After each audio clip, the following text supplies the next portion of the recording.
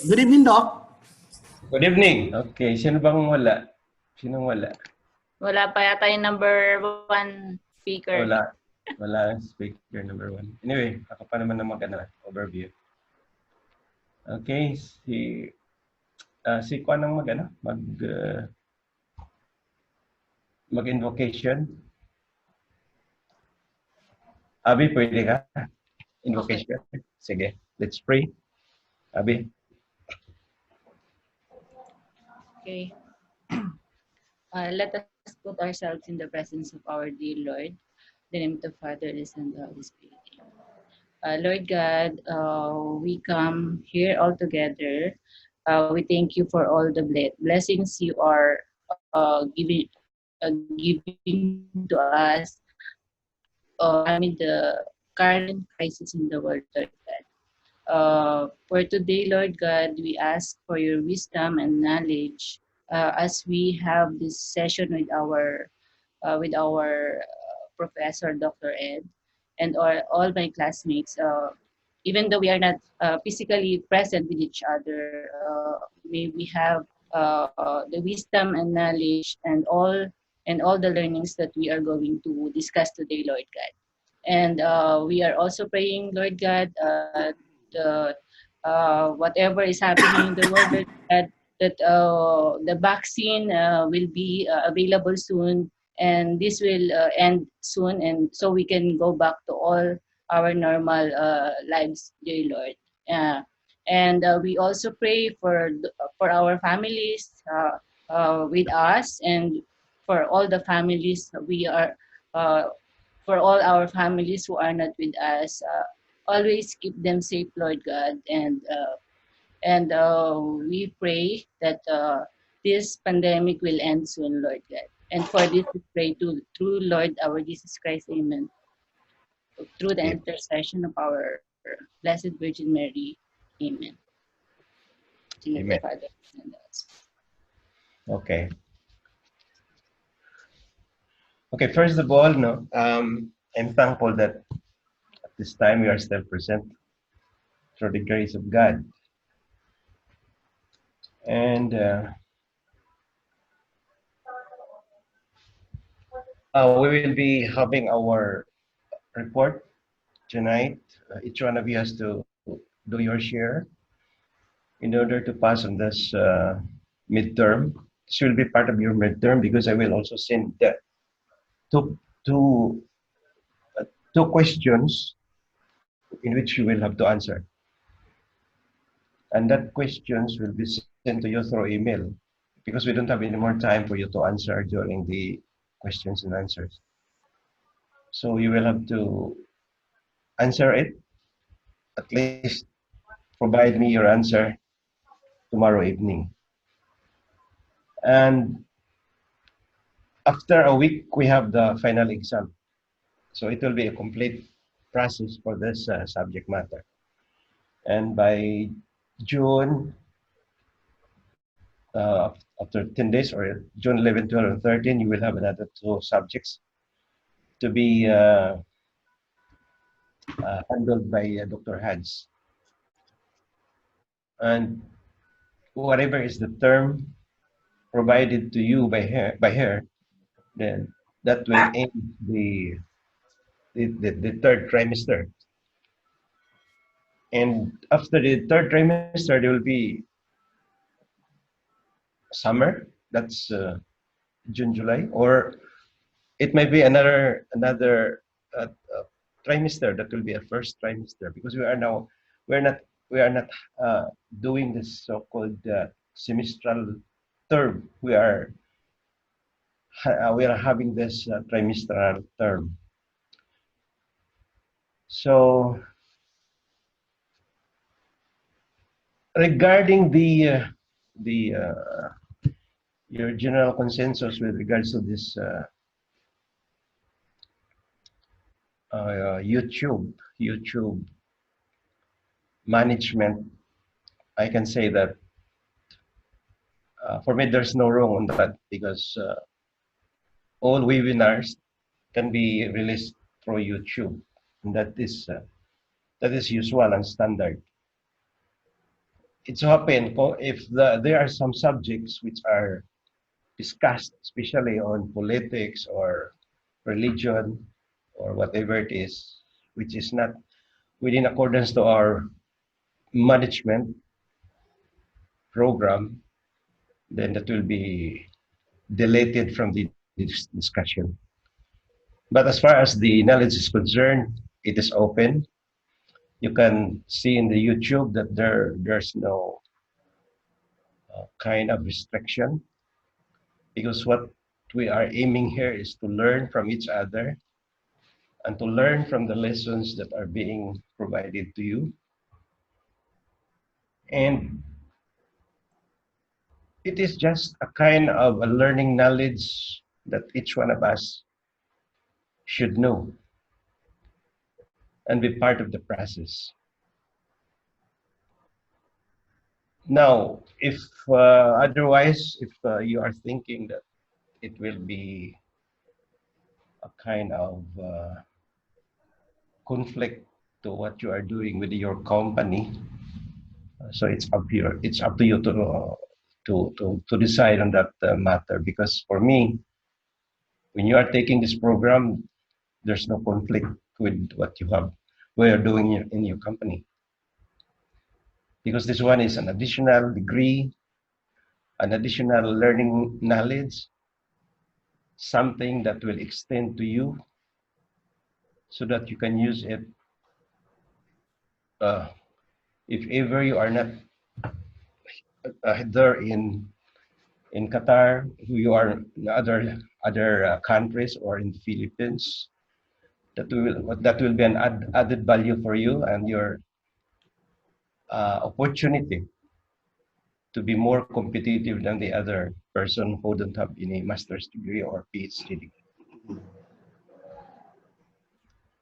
Um, but then, if that is very strong on your part that it will not be published,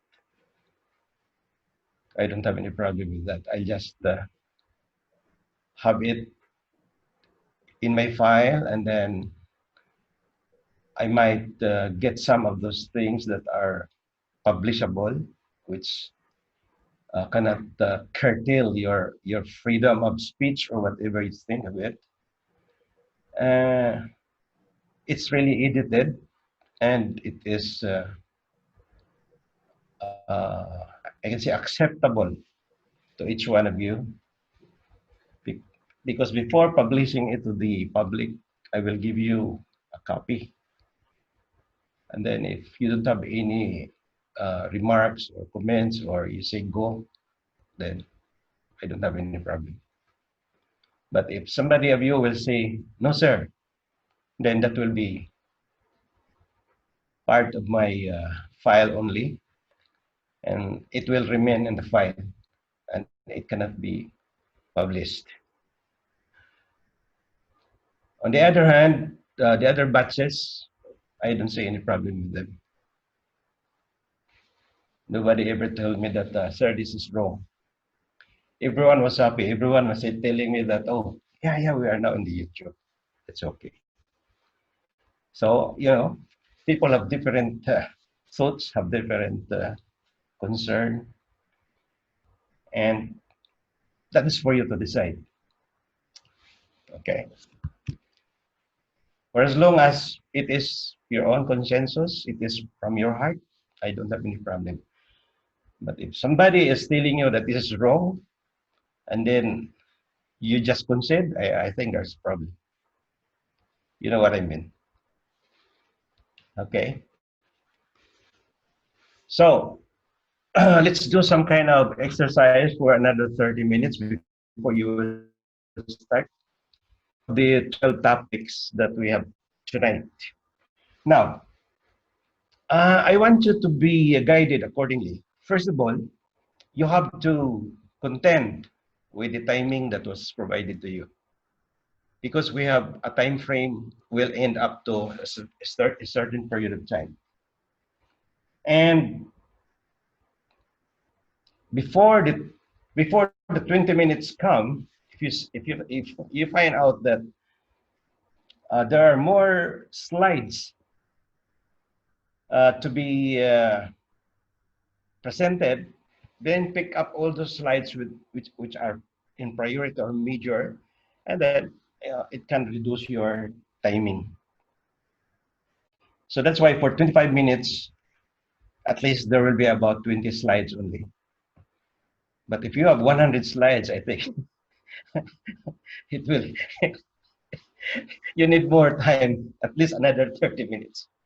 So the thing is now here, since everyone has a copy, no, everyone has a copy of each topic, you don't have any problem providing them all the uh, necessary information coming from the topic. All you have to do is get now all those major items. For example, you have about 100 slides. Pick up only 20 slides, which are. Good evening. Sorry. Doc means we can delete immediately right now while we're preparing. We can delete. Oh yes. Okay. Okay. Right. Okay. So first of all, we need to be time framed. Second, when the time is when the time comes, 3 minutes before the time comes, I will tell you you have you have a remaining of 3 minutes. Be sure that you will have to accomplish that, because when the time comes, I will cut you off, and then I'll call the next speaker. Okay? And if you are cut off, meaning to say that there is something wrong with your grades. I will not tell you how much are you going to get the grade, but it depends on how you will present your subject matter. Okay, this is one way of knowing how to teach a subject. At the same time, one way of disciplining yourself how to use your timetable and how to be critical on the subject that you are presenting. Meaning to say that you know which slides are in priority. Because sometimes we are cluttered. We think that, oh, this all slides are very important. But remember that you are time framed. So this is part of your being a disciplined presenter. Okay. Doc, excuse me, yung learning objectives, pwedeng hindi na namin basahin. Hindi na. That will take a lot of time, because I will be the one to present the overview. So, delete na namin sa slide. Okay, so. Delete. Okay. Okay, so I did the two topics, and I don't have to do that over again for the overview. And let's go to the third topic, which is to be presented by Robert. But before he will present, I will summarize all the outline. So in chapter 3, we have this one, determining the project schedule, then the variability in activity times, the cost time trade-offs, and project crushing, a critic of PERT and the use of the Microsoft project to manage projects. So that's chapter 3. Then in chapter 4, which is to be done by J, which is forecasting. In forecasting, we have here the definition of forecasting, the types of forecast, the strategic importance of forecasting, the 7 steps in the forecasting system. Then we have the forecasting approaches and the time series forecasting, the associative forecasting methods,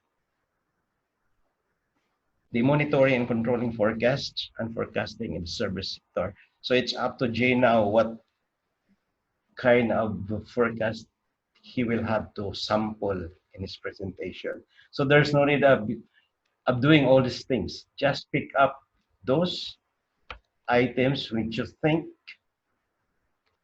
that can help your colleagues in learning something from you in your topic. And the rest can be done in their own spare time because they have the copy of the slides. Okay, let's go to the next reporter, chapter 5, which is to be done by Mark, design of goods and services. So in this topic, we have the global company profile in the goods and services selection. Then we have the generating new products, product development, and the issues for product design. And then we have the time-based computation, defining a product, documents for production, service design, application of decision trees to product design, transition to production. I suggest that Mark will have to give more emphasis on the application of decision trees. If he can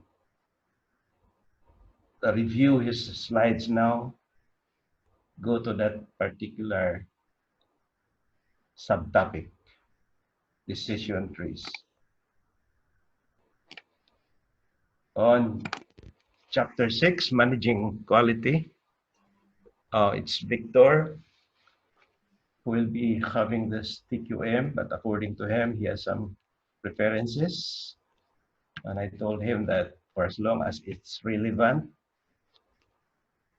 it doesn't matter for me where he gets the preferences. And we have the following outlines: quality and strategy, the definition of quality, then the IQS or the ISO, and then the total quality management. I hope Vic will be banking on this total quality management, such as the, probably if Vic is an engineer, he should be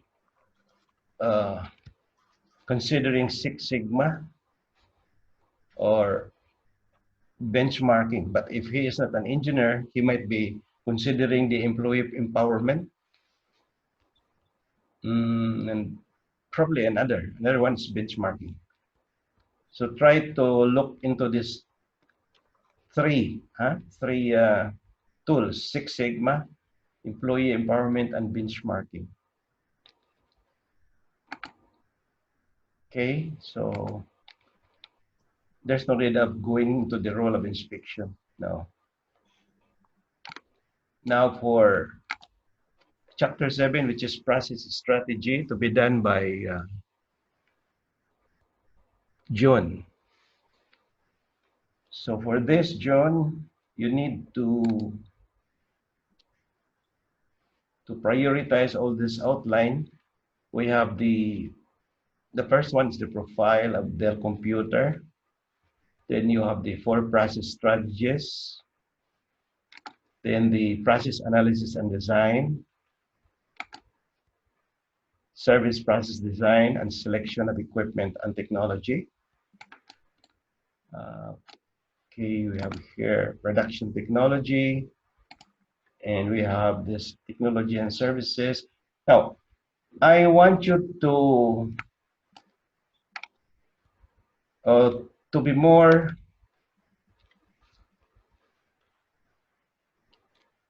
concerned on how the process is being done within the manufacturing industry. Or if we are working on engineering, the process of the engineering activities that is being done in that engineering firm. Now, if you are working on a food chain, the process that is being done, how that food is being started from the raw materials, then up to the time that it is being catered to the clients. for eating purposes. So that's how it is, the process, the steps. So try to, because you have still time, try to reorganize your slides and reduce it to the number of 20s in order for you to present it within the time frame. Okay, that's chapter 7, and goes to chapter 8, which is by Benedict. Benedict will now talk about location strategy, which includes the strategic importance of location. This is one good slide. Then followed by the factors that affect location decisions. And then the methods of evaluating location alternatives. And the service location strategy, which are good, all good. Only that you have to reduce the number of slides. Okay, and chapter 9, layout of strategies, is by Florence. Okay, Florence here. He can start with the McDonald profile if he has done that already, and then he goes to the next, which is the strategic importance of layout decisions. Then goes to the retail layout, warehousing and storage layouts. Then the process-oriented layout and work cells. For chapter 10, which is to be done by Abby, it's about human resources and job design. Now, it includes the human resources strategy, then for competitive advantage, labor planning, job design, probably you can go to short of ergonomics methods, and then what is important here is the ethics and the work environment. And chapter 11 by Sony, this is outsourcing or supply chain management.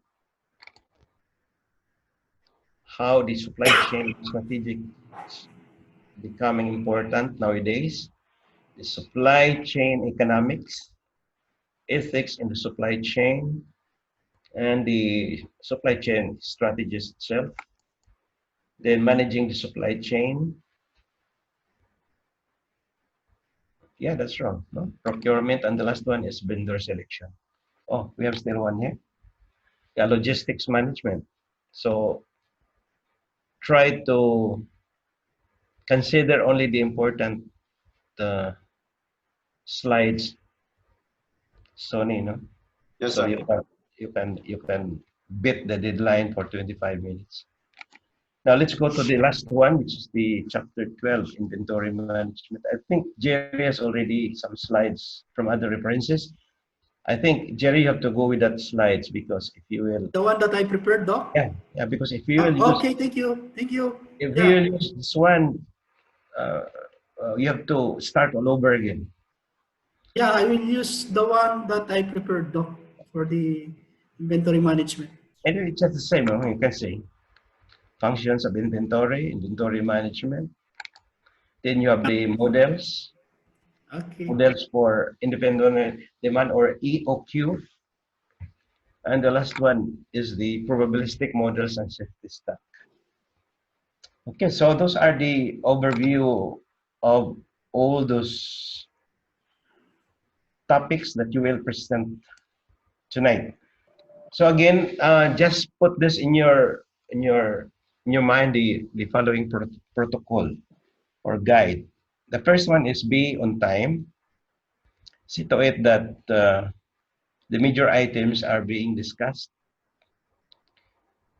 And as soon as you finish your 20 minutes, be sure that the last 5 minutes should be more emphasis on the total topic, no? At the same time. probably, and the last 2 minutes will be a summary of all those mentioned in your presentation. Because in my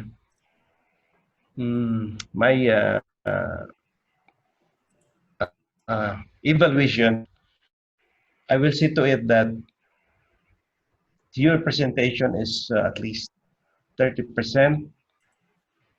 Then the knowledge that you acquire from that topic is another 30%, because if you weren't able to acquire all this knowledge, it's very hard for you to present it to your colleagues. So that's another 30%. And the last one will be 40% will be including those two questions that I will send to you through email for you to answer, and that answer will be received by tomorrow evening before 8 o'clock in the evening. Okay, so 30, 30, 40. Okay, 30% for presentation, 30% for what you know about the topic, and 40% for the answers that you will have for the two questions, including the time frame. So you will know now how you will be graded accordingly. Okay. So the time now is you have still 5 minutes to go before we'll start. So before we'll start, if you have some kinds of clarification, just tell me. Okay. So I'll repeat the evaluation criteria. We have presentation at 30%. Your knowledge at 30%. The question and answer and timing at 40%. Okay, so let's put it this way. The question and answer and timing, it will be break down into 30% for the question and answer and 10% for the timing. Meaning to say that if you win or an extension, then that 10% will be out from you. You know what I mean? At least 10% only. You can still have 90%. Now, during the presentation, in order for everybody to be there and I can see how you react or how you being attentive in the presentation, maybe you don't have to put your slides so that I can see your face, I can see the face of everybody, and nobody will ever have to hide. Okay. All right, it's better to do that now. So you have only the slides. You can read the slides if you want, but see to it that it is something that will be beneficial to you and your colleagues. Doc, question. It's back. Doc, if you were not able to finish your report, you will lose the 10 points? I think so. I think Yan lang yung pinag-usapan natin eh. no, because what I You're not understood, listening. if you requested for an extension, you will get only 90%. It means you will lose 10% as well. 10 points, yes. That's what I'm trying to say, Big. Maybe if you had extended 1 minute, then maybe 9 points instead of 10. It depends on Doc to evaluate. Not necessarily you will remove the 10%. But be sure that you will not extend, because you will extend and then all of you will extend and we will extend the timing. That's the bad thing of extension.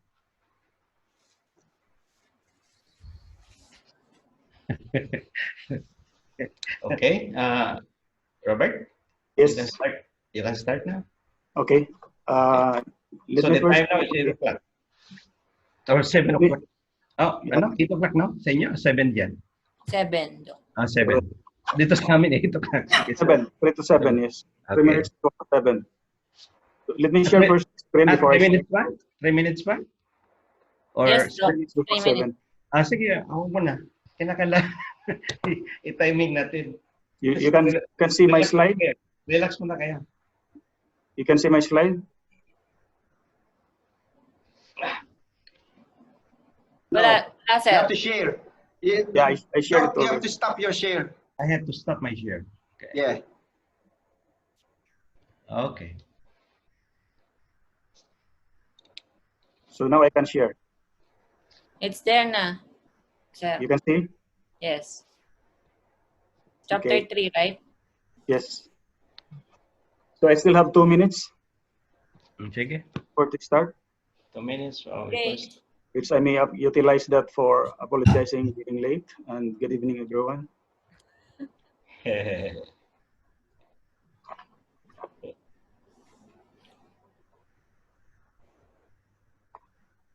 Okay. May I start? Just a minute. Nathan, can you please do the timing? Hello, Nathan? Noted, Doc. Okay, so the timing is 25 minutes. Huh? And then 5 minutes before the timing, tell the speaker that he has 5 minutes to go. And then 2 minutes before the end, tell the speaker that he has to conclude for 2 minutes. Huh? Okay, all you have to do, just write a piece of paper and then let them look at it. Okay?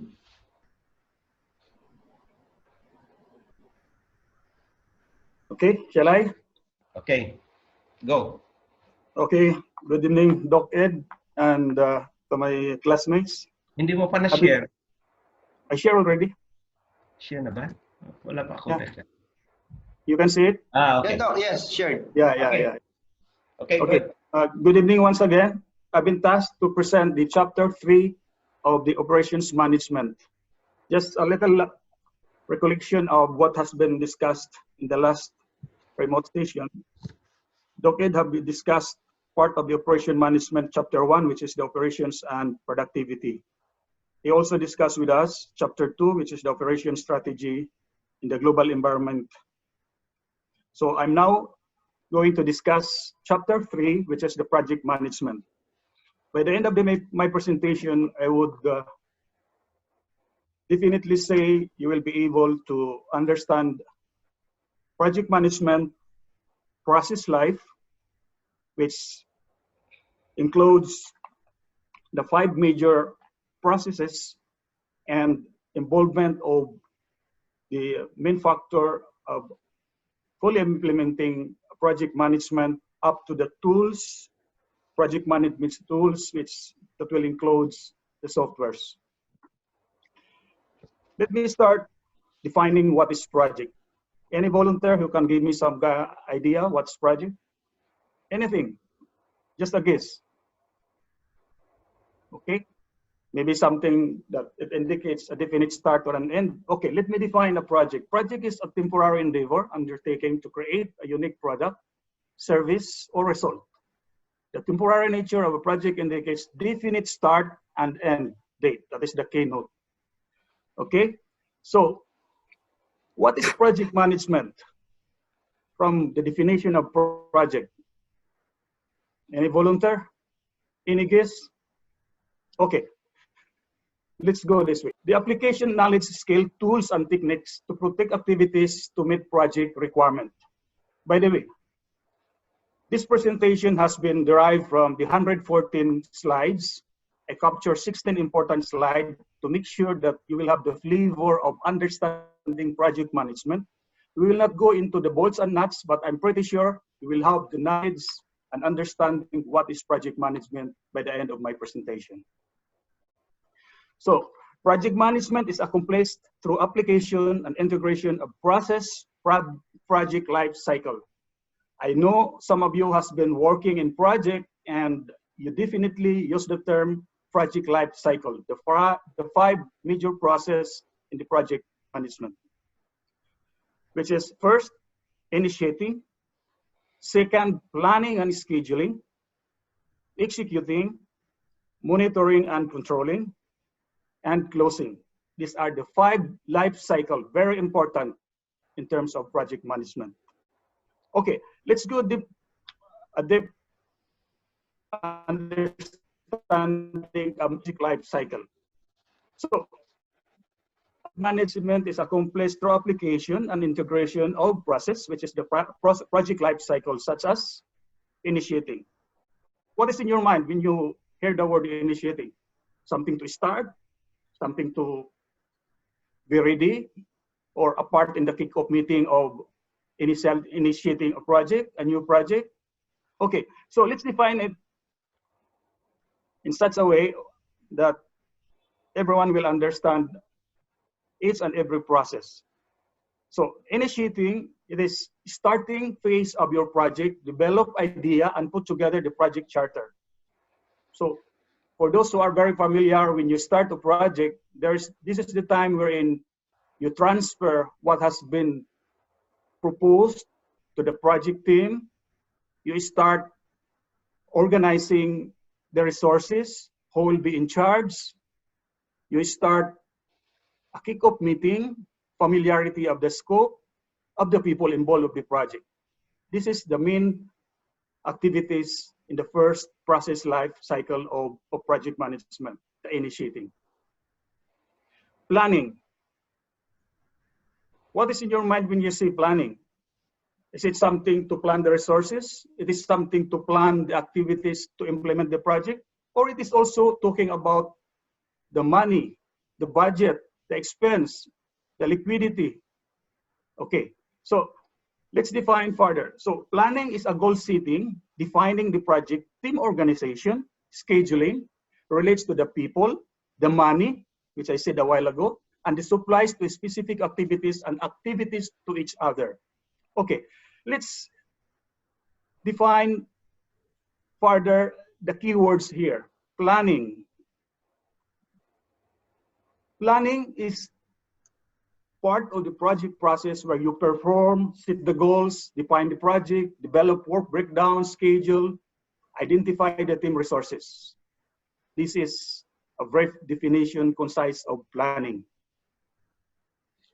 And planning, it establishes the objective, defining the project, creating work breakdown structure, determining the resources, forming an organization. Okay, so let's go back to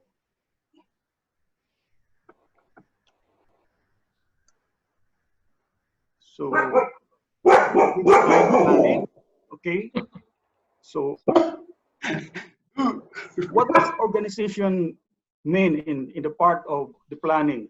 Organization, project organization, it opens temporary structure, uses specialists from entire company, which is involved in the project, headed by project manager, of course, coordinate the activities, monitor the schedule and cost, then the permanent structure called the matrix of the organization. This is what we talk about project organization in the project management as part of the planning. Then, to give you more flavor on the project schedule, schedule is talking about identifying the precedence relationship, sequences of the activities, determining the time and cost, estimate the material, work requirement, determine the critical activities. Very important. Those who are very much familiar on the scheduling, determining critical activities, the flow, the delays, how you crash the project in order to come up or to catch up with the schedule. This is where we are talking on this, determining the critical activities. Okay, so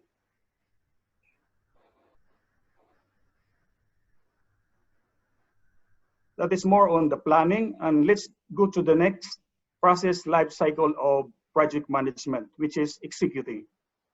So obviously executing, this is the bulk of the activity of project management because this is where the work happens. You can execute the plan. You can implement your schedule. You can let the people work based on the organization you have identified. Along with your is to monitor and control the project. So schedule and the quantity performance, identify, mitigate the risk, deal with the problems, incorporate any changes. Those that are very much familiar of project management, this management of change is also part of the execution. Okay, so the next process of project management is the controlling. From the word controlling, it means you monitor. You monitor not just the resources, you also monitor the cost, you monitor the quality, the budget. So in this process, if you notice, it is where you are involved looking into the plan. If there's a need to revise, you have to revise, shift the resources to meet the time, try to implement in accordance to the plan, and if there is some additional resources required, identify, but you have to look into your budget and look into your cost. These are all the activities in controlling the project. And the last part of the project life cycle is the closing. Why closing is important, and we identify it as part of project life cycle. See, from the definition project, when they deliver, they finish the project to the customer, communicate the completion to the stakeholders, and releasing resources to other projects. How do you claim the payment of your project? You claim based on your accomplishment. You bill, but you bill based on the achievement, the performance, and the closure of the project, which is, I think you are very familiar of the certificate of completion. You attach it with your bill, and then the project accomplishment report, the snug list should be clear. This is part of the closing part, which is very important. After all, you can only bill when you are completed. So it's part of the closing activities of a project. What else that are very important in closing the project? It is in this part, in this process wherein the lessons learned are identified for future sake, and releasing the resources, which is very important because you cannot allow your people, the resources to be there. You have to plan it ahead. Upon closing, you should know where to put your resources. Otherwise, it will be there idle and accumulate unnecessary expenses. So to summarize, there are 5 important project life cycle in project management: initiating, planning, executing, controlling, and closing. Okay, so, but how does a project runs? Of course, I explained you the different process which is essential in the project management implementation, the 5 important process life cycle. But we all know also that the project will not be implemented without somebody to guide, to lead, to do the implementation. And who is that? Who is that?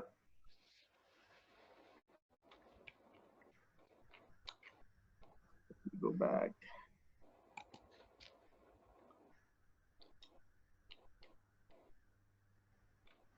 So that person is the one we call the project manager. So what is the role of the project manager? Okay, I explain you the 5 process life cycle. So you have now the flavor, understanding of the project. But of course, there's somebody to lead, to implement the project.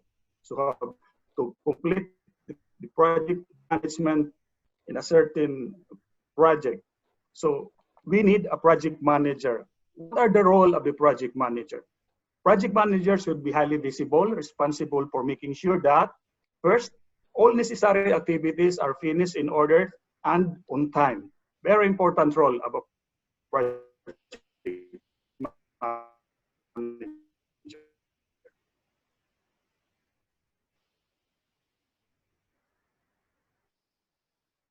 Element meets quality goals. Yes, it's to comply and meet the of all the stakeholders. The motivation, direction, and information. Other people lenient on this one, but as noticed, like us, this other different, you should have that capability and skill to organize activities of a variety of discipline. You may not be an expert of all the discipline, but you should have knowledge in all of that. Okay, so after the project manager, we also have the project management tools. So what are the different management tools? Okay, I'll show you on the screen. These are the popular packages of managing project. These are the type of famous management software tools. But it doesn't end here. We should understand what these softwares gives you, what these softwares help you as a tools in implementing a very successful project management. Okay, so yes, we know Primavera is there, Mac Project, all this, Microsoft and the last, but yeah, these are the common and very popular management software. But what is important is that we should also know what these softwares or as a tools can give you, can help you, that you can use in implementing the project. So I'll share with you the next slide. These are the key features of the project management software. Gantt chart. I'm sure you are very much aware what Gantt chart means. I've mentioned 15 minutes. So it is an online version who come along with the logo, and I'm very sure you are very familiar with this one. Then the dashboard. The dashboard now, this is like easy or a complex update can easily be monitored by dashboard. Then you have the task. This is also nowadays, there's a software that you can even monitor this online. Then the project calendar, which is very important. Even your personal reminders, project calendar is also there as a tool. It is part of the features of those different softwares I highlighted in the previous slide. The timesheets, the collaboration, the mobile, the security, the integration. So those are the different features of the softwares that will help you as a tool in implementing the project. So integration, there are the countless tools that your teams is using, from the personal emails and calendars and other communication, those that are working in the documentations. There are different type of softwares and different times to control authenticity of all the documents you are releasing. Aside from tracking of what you are submitting, there is also a need, the security that makes sure that the deliverables or documents you are sending to your stakeholders are properly sent and not jeopardizing the authenticity and integrity of these documents. Okay, so to summarize, I started defining the project management, and I'm sure you already have the idea what a project initialization means, the planning, the execution, the monitoring and controlling, and closing. And I'm sure you have also the flavor of the role of the project manager. What is the important role of a project manager, which I mentioned a while ago, to be a good coach, to be a good communicator, able to organize activities from a variety of discipline. And lastly, I was able to demonstrate the different type of software that will help you as a tools and the features within those softwares. So I hope that I was able to give you some knowledge about project management. Yes, I didn't go into the bolts and nuts of the project management, but I would say that somehow I was able to share with you the basic principles, process life cycle, the most important 5 life cycles of a project, and who are the people involved to lead fully implement a successful project, the different tools, software applications, and the features within those softwares that you may be using to successfully implement a project. I still have few minutes, 2-3 minutes, and I could welcome any question if you have. We still have 5 minutes for final play. Okay, 5 minutes more. Yes. Donate mo na lang. Any question or any need to elaborate those process life cycle, to give you some sample, how it is initiated, how it is planned, how it is being executed, you monitor and control, and up to the closing part. Okay, Robert, in our project management, especially in the Department of Public Works and Highways, and now it's Department of Public Works, there are some problems which has been ever since from Marcos era until now. And this is the so-called completion on time. Why is it that contractors are not able to complete on time? And why is it that the government has not done anything in order for the contractors to be more circumspect and more motivated in order for them to arrive at a certain time frame for the benefits of the Philippine government and also the contractor? Okay. For me, if you ask me straightforward, yeah, I'm asking you.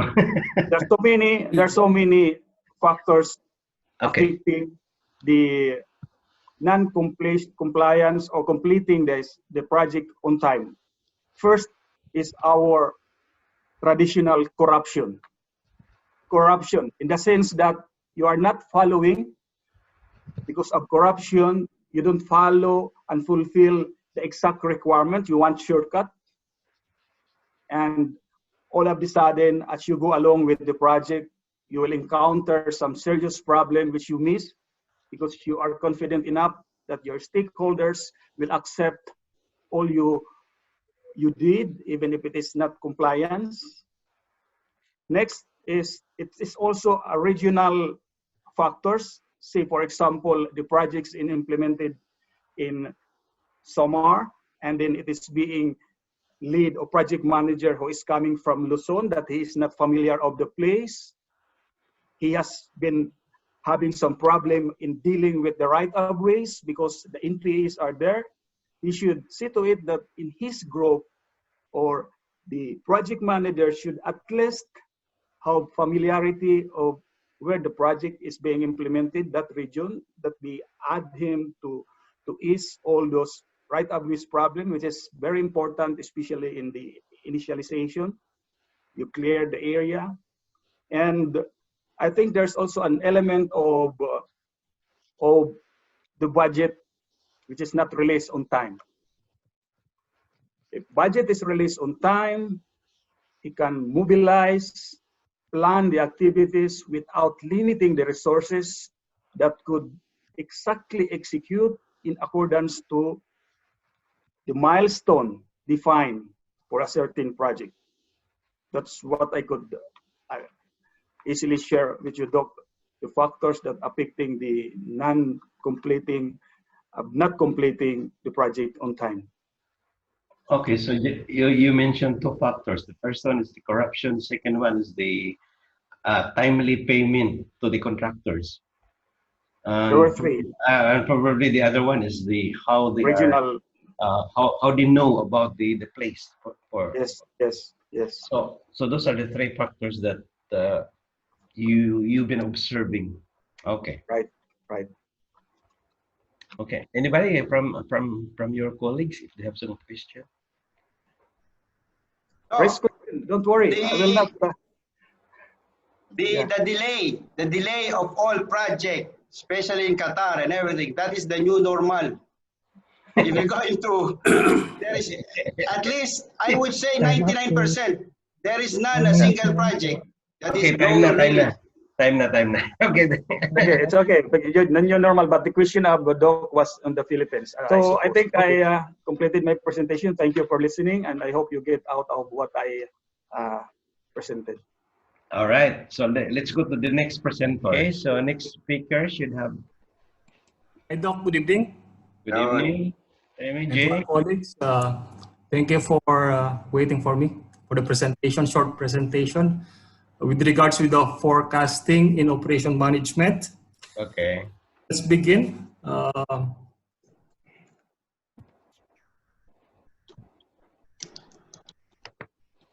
So we have this outline. What is forecasting? So these are the outline of the forecasting in operation management. Types of forecast, strategic importance of forecasting. We have also under strategic, we have the human resources, capacity, supply chain management, and then we have the seven steps in the forecasting system, forecasting approaches. Under the forecasting approaches, we have overview of qualitative and quantitative methods. Then we have the time series forecasting, associative forecasting methods, regression and correlation analysis. Then we have the monitoring and controlling forecast, forecasting in the service sectors, global company profile as a sample for the forecasting, and then the learning objectives. Okay. So what is forecasting? So forecasting is the process of predicting the future event. Example of forecasting in FM operation and maintenance. Forecasting in operation maintenance that include the future cost, timings, time and quality of projects or business tasks based on the current trends in data. Forecasting is about predicting the future as accurately as possible, given all the information available, including historical data, knowledge of any future events that might impact the forecast. Forecasting also involves goals and proper planning. Goals are what you would like to have happen and should be linked to the forecast and plans. But this does not always occur. Too often, goals are set without any plan for how to achieve them and no forecast for whether they are realistic. So in forecasting, we should have also planning. So planning is a response to forecasts and goals. Planning involves determining the appropriate actions that are required to make your forecast match to your goals. So under forecasting, we have also the underlying basis of all business decisions: production, inventory, personnel, and facilities. So under forecasting, we have the forecasting time horizons. We have short range forecast, which is up to 1 year, generally less than 3 months.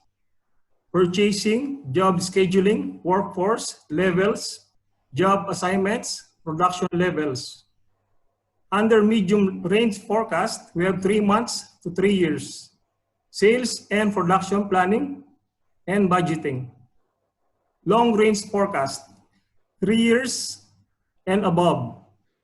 New product planning, facility locations, research and development.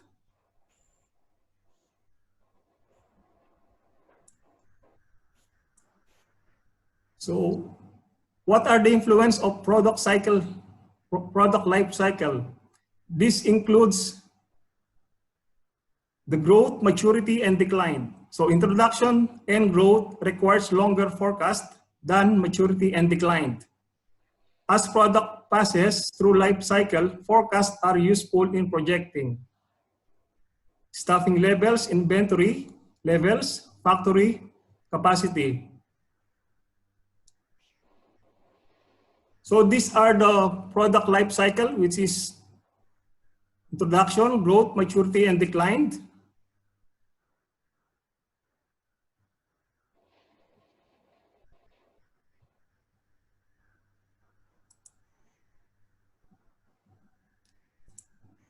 So what are the types of forecast? Economic forecast, technological forecast, and demand forecast.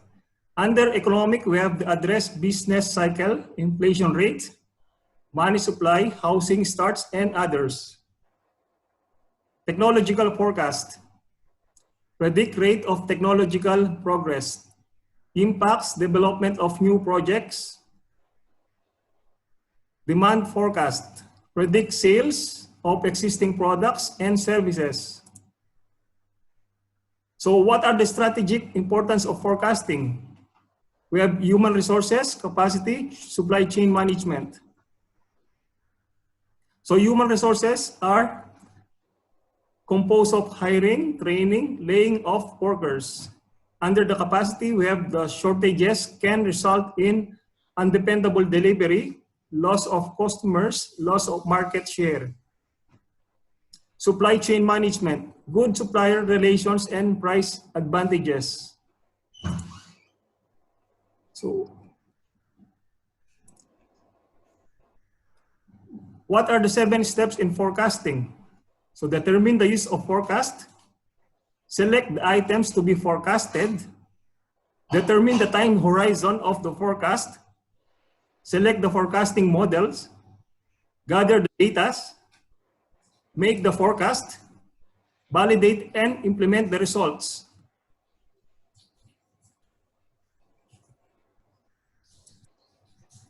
So under forecasting approaches, we have the qualitative and quantitative. Qualitative methods used when a situation is vague or uncertain and little data exists. New products, new technologies. And then the second one is involves intuition experience. Example are forecasting sales on internet. Quantitative methods, so used when a situation is stable and historical data exists. Existing products, current technology, involves mathematical techniques.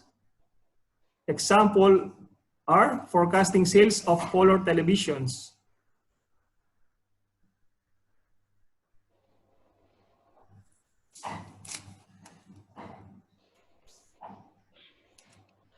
So time series forecasting.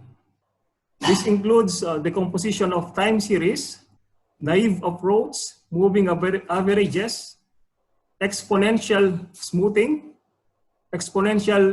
with trend adjustments, trend projections, seasonal and cyclical variations in data.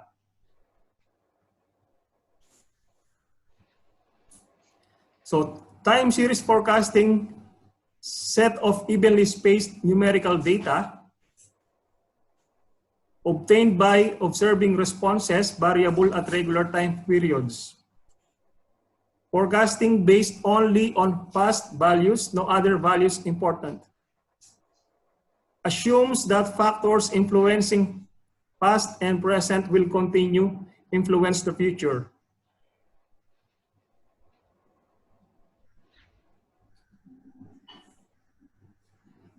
Time series components includes trend, cyclical, seasonal, and random.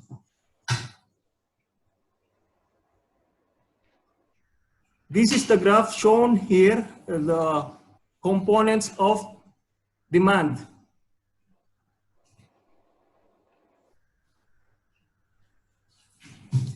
Trend components, persistent overall upwards or downward pattern. Changes due to population, technology, age, culture, and others. Typically several years duration. Seasonal component, we have the regular pattern of up and down fluctuations.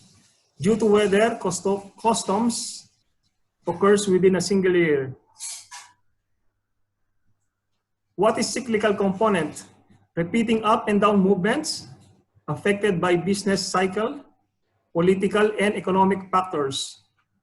Multiple years duration, often casual or associative relationships. What is random component? Erratic, unsystematic, residual fluctuations due to random variations or unforeseen events. Short durations and non-repeating. I have here, Doc, I have one presentation here with regards to the facility management and operations.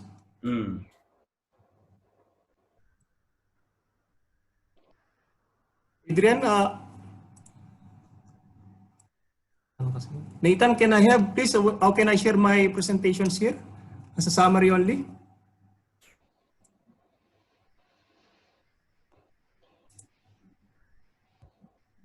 Hindi niyo po mapalitan po. Paano? I-share ko lang yung, yung small presentations ko rito.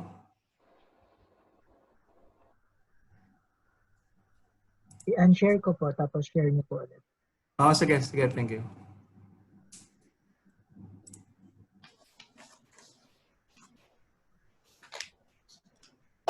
Pa-share na lang po. Okay na po. So I have prepared the smaller presentations in here with regards to the facilities management, operation, and maintenance services. So forecasting in FM predicts the future cost, time, quality, and project and business tasks based on the current trends and data. So goals and planning are important in forecasting of a business. Forecasting is about predicting the future as accurate as possible, given all the information available, including historical data, knowledge of any future events that might impact the forecast.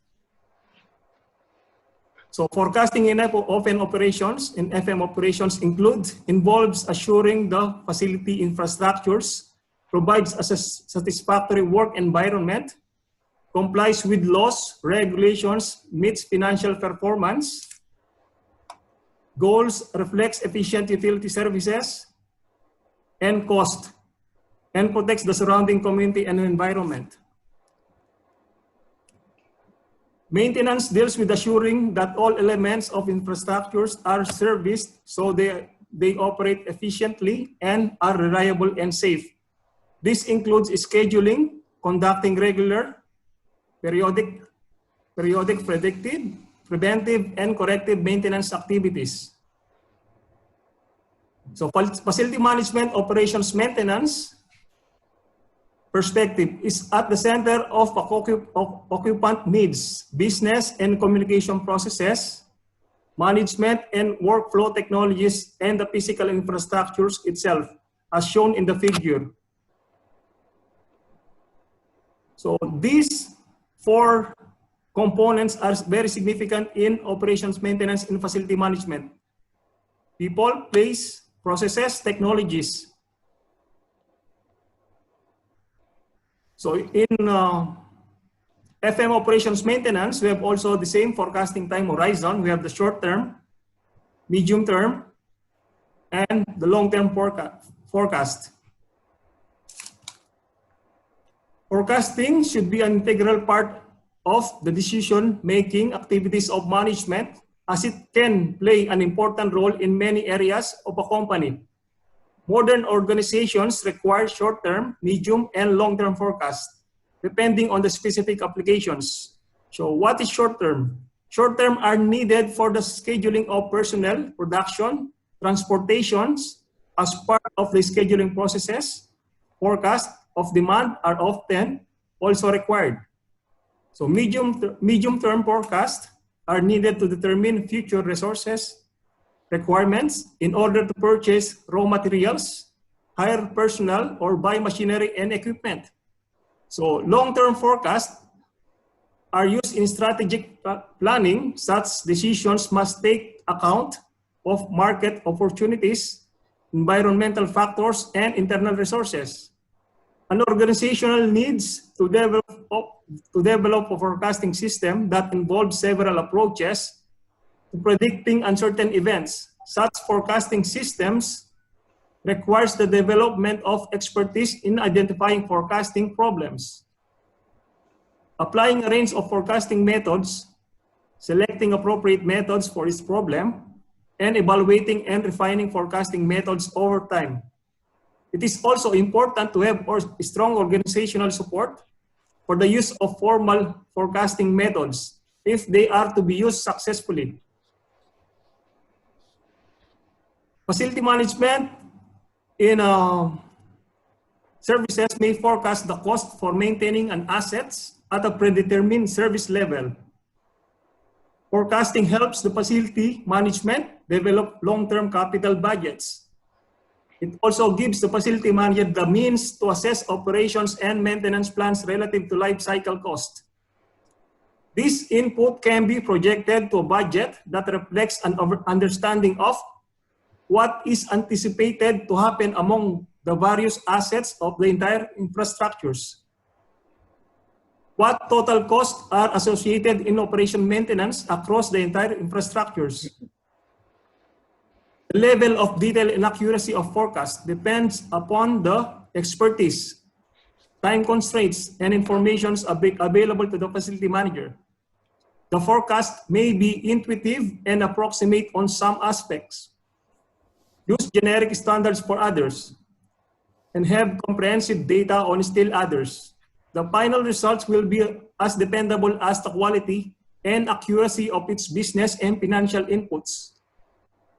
Projects or services are specific units of work that, when completed, produce an outcome or achieve an objective. They can be abstract, like forecasting future facility needs, or tangible, like renovations, new constructions, and demolitions. Organizations will have their own criteria. What constitutes a project? For example, an organization could define forecasting future facility needs as a finite programming project, a component of a larger project, or a regular non-project FM activities.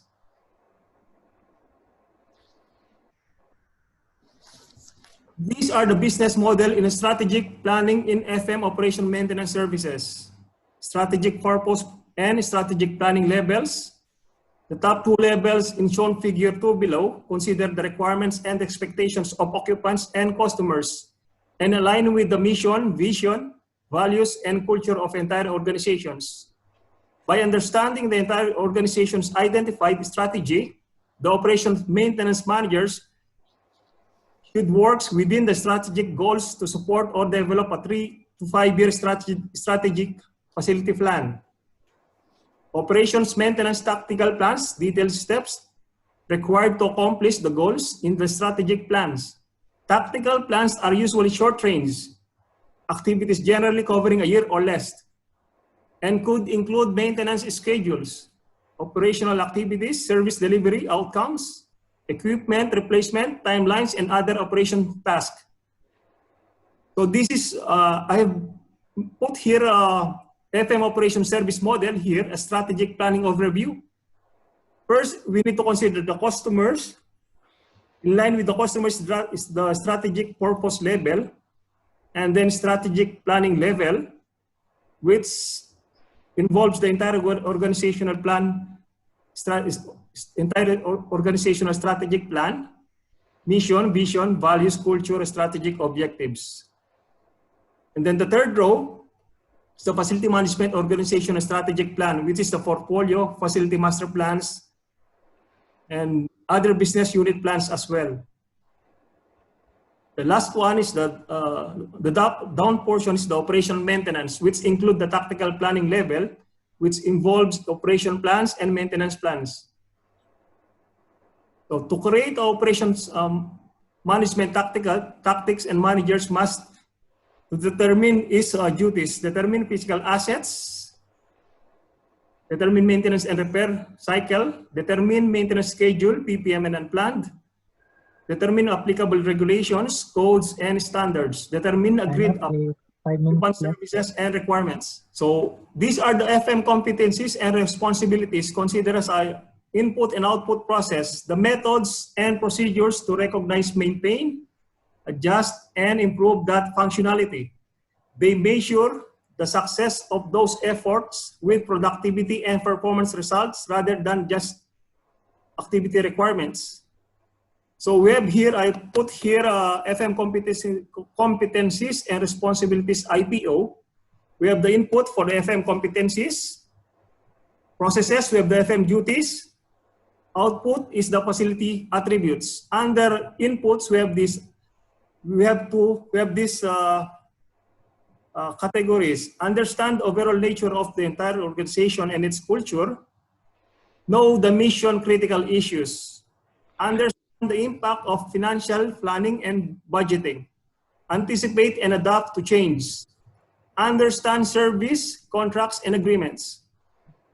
Understand the automated facility management technology. As an example is computer CMMS. It's a centralized monitoring system in a facility management system. It is a software. So reports on service activities to decision makers. Under processes, FM duties, we have the managed system for the lowest total cost. Managed programs. Example are recycling, sustainability. Develop, recommend, and manage planning requirements. Example given, set points, replacement schedules. Comply with codes and regulations. Manage space for greater efficiency, effectiveness, and occupant comfort.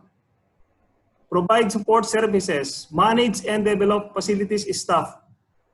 Manage facility emergency response plans. Liaise and consult with other departments. In the output category, we have the occupant safety, health, environment, optimal occupant, comfort, and productivity, sustainable, satisfactory, and aesthetic appearance. Okay, thank you. As a summary,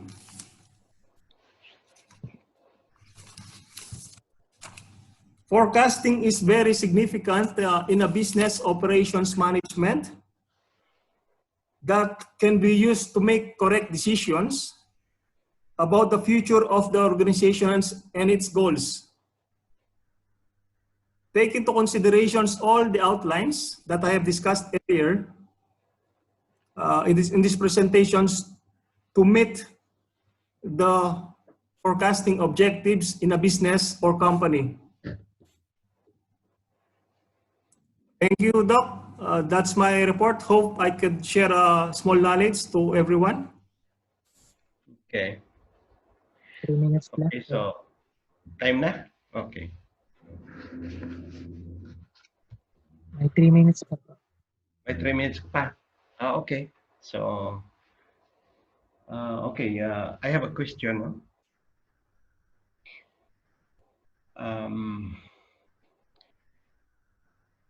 You never have a time to present at least one problem for forecasting. What kind of forecasting tool you think it's more helpful to businessmen or to MBA students? I think for me, we need to use benchmarking forecast based on the successful business in the internationally. Let's say, for example, you can consider Disneyland forecasting. Okay. Okay, why is it that benchmarking is necessary for, especially for MBA practitioners? For example, Doc, we can compare, let's say, if I have a sample or for MBA business that want to have a small business in the future, they can use the SWOT analysis to determine the strength, the weakness, the opportunities, and threats. Based on this one, you can have the list, what is your current situation, and then what you can implement based on the benchmarking of the successful company business that's existing internationally. For example, it's the Disneyland. So they have the good business plans, the marketings, of course, the budget, the revenues derived from people, and then the daily management that they have, forecasting how to plan for their day-to-day operations, and then forecasting used to adjust where necessary can be adjusted. For example, if they have some small weaknesses or that could be improved or to enhance in the operations management point of view. Time's up po. Oh, sige. Time's up. Yung iba na lang So doon much, na. Doc. Thank you. Okay, pagkatapos ng presenter number 5, sino ba ang presenter number 5? Si John. Kakaroon tayo ng 20 minutes break para maghapunan. Gutom na ko.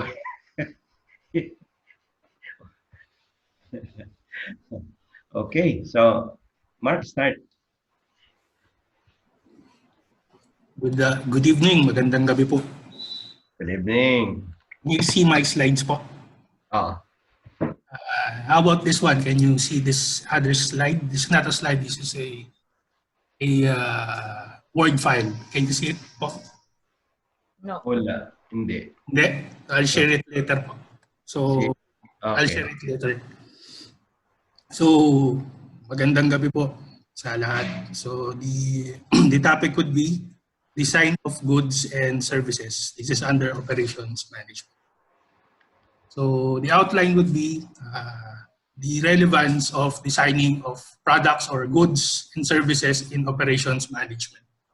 So, bakit ba mahalaga yung pagde-design ng products or goods and services sa operations management? The next would be, what are goods? Ano ba yung goods or products? And what are services?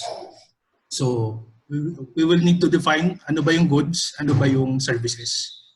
Then in my last presentation would be, I prepared an example of a design of goods and services for engineering and contracting.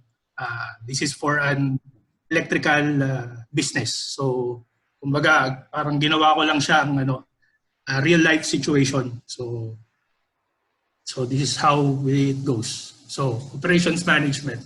So, we would like to know ano ba yung kahalagaan nun, yung goods and services sa operations management. By definition, operations management is the administration of business practices to create the highest level of efficiency possible within an organization. It is concerned with converting materials and labor into goods and services as efficiently as possible to maximize the profit of an organization. So, yun talaga yung parang end goal niya. Makapag-create tayo ng goods para sa isang kumpanya, makapag-create tayo ng goods and services para maging profitable yung company. So, let's define ano ba yung goods, then ano ba yung services. So, what are goods? Goods are tangible items that is put on the market for acquisition, attention, or consumption. So, ano naman yung services? So, services is an intangible item which arises from output from one or more individual. So, medyo tricky kung titingnan nyo, pero simple lang naman yung kahulugan niya. So, ang sample ng goods ay mga tangible items like computers, burger, scissors, airplane. So yan yung mga samples ng goods. So ang samples naman ng services would be programming, catering, haircut, and travel. So what I did was I just tried to relate at para magkaroon lang tayo ng basic understanding kung ano ba yung goods and services. So halimbawa, yung goods mo is computer. So the services would be programming. So goods would be your computer, services would be your programming. Then, kung halimbawa meron kang burger or spaghetti, kung ano man yan, yun yung goods mo or yung product mo. And then your services would be your catering. So catering is your services. Next would be scissors. So yung scissors mo, yun yung goods mo. Pero ang iyong magiging services would be haircut. So yun yung services. And the last example would be airplane. So yung airplane ay goods. Pero ang talagang services would be the travel. So that's just to have a basic understanding ano ba yung pagkakaiba ng goods and services. So pakisuyo na lang, Nathan. So what I tried to do was kumbaga i-apply ko lang siya dun sa totoong buhay. So I tried to, because by profession po I am an electrical engineer. So my model would be an electrical business for engineering and contracting. So kanina nag-sample tayo, halimbawa yung plane is your goods, yung travel is your services. So I tried to make something for an electrical business. So the product would be, for example, in an electrical business, it's a high voltage and substation products. So sa high voltage and substation products would be, meron kang HV cable, HV switchgear, may power transformer, low voltage switchgear, termination and jointing kits, cable tiles. So medyo technical siya, pero ang produkto namin sa matataas na voltahe would be itong mga to. May kable ka, may transformer, may switchgear. Yung low voltage products would be, ito na yung pumasok ng building. So yung sa low voltage products, meron tayo mga distribution boards, LV cables, motor control centers, isolators, motors, wires, conduits, boxes.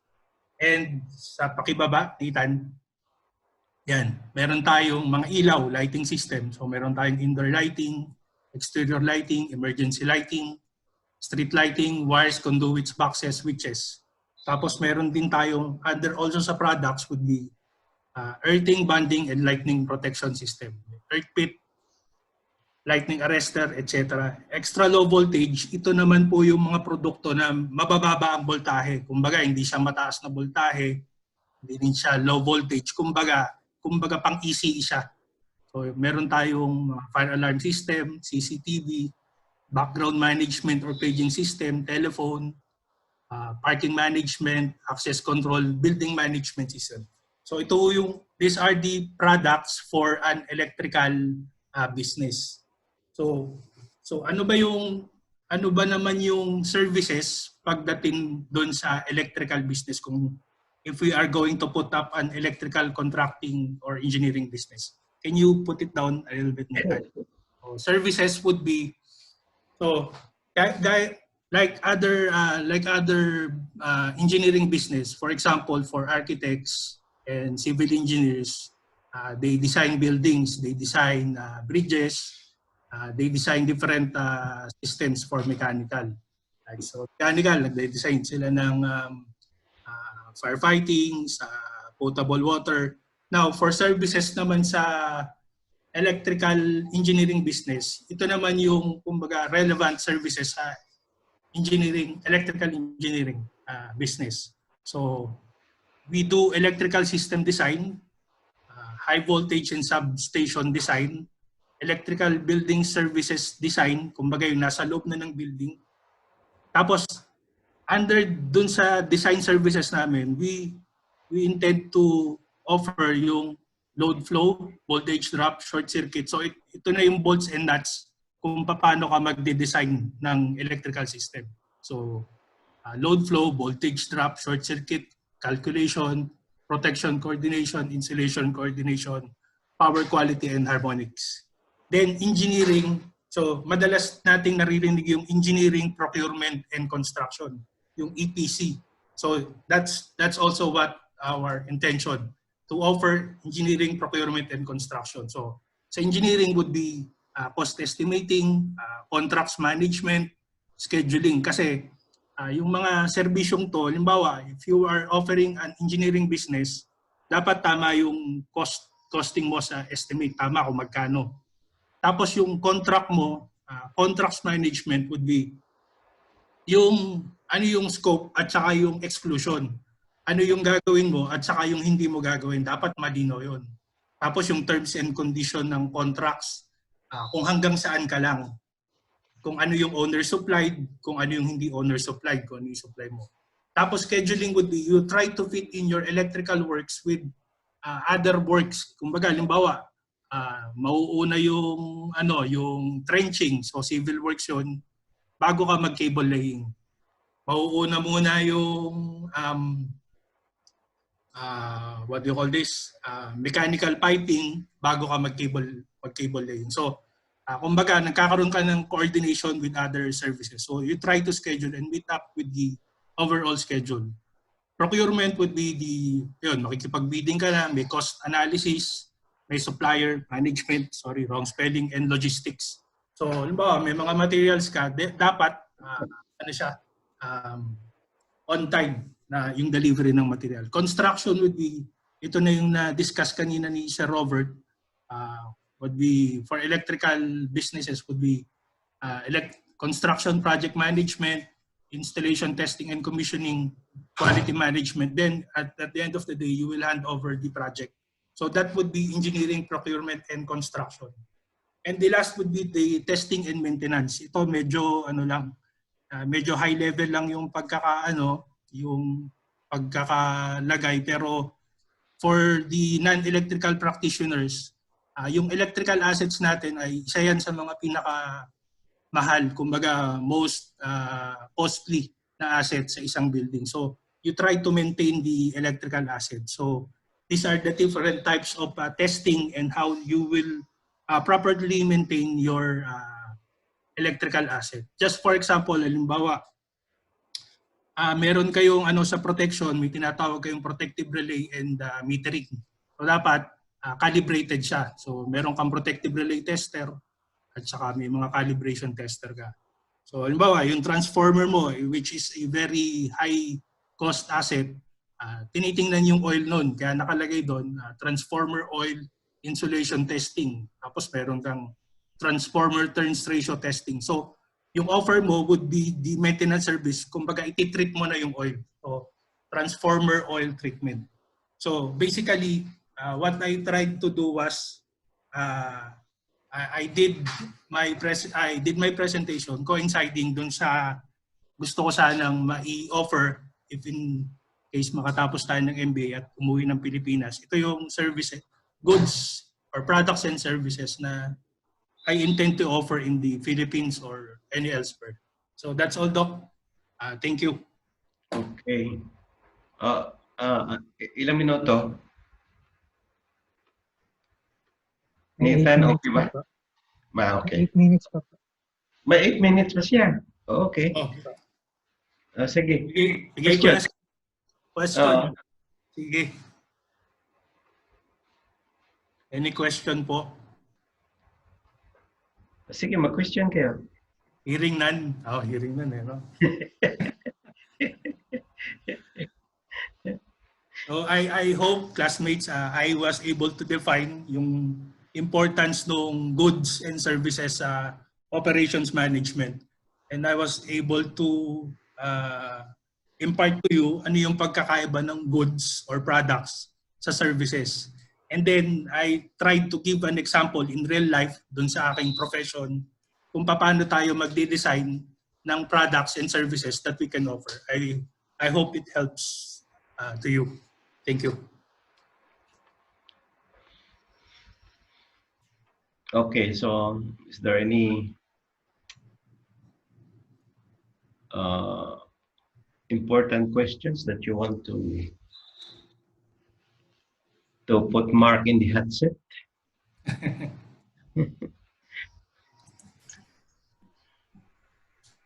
Okay, Mark, ganito yun. I know for sure that what you are now contemplating is to have your own business, probably within the next 2 years, 3 years, or we don't know. When are you going to start that business? Now, um, when you go into production or manufacturing, there is a need for a design of a certain good. Just because you want to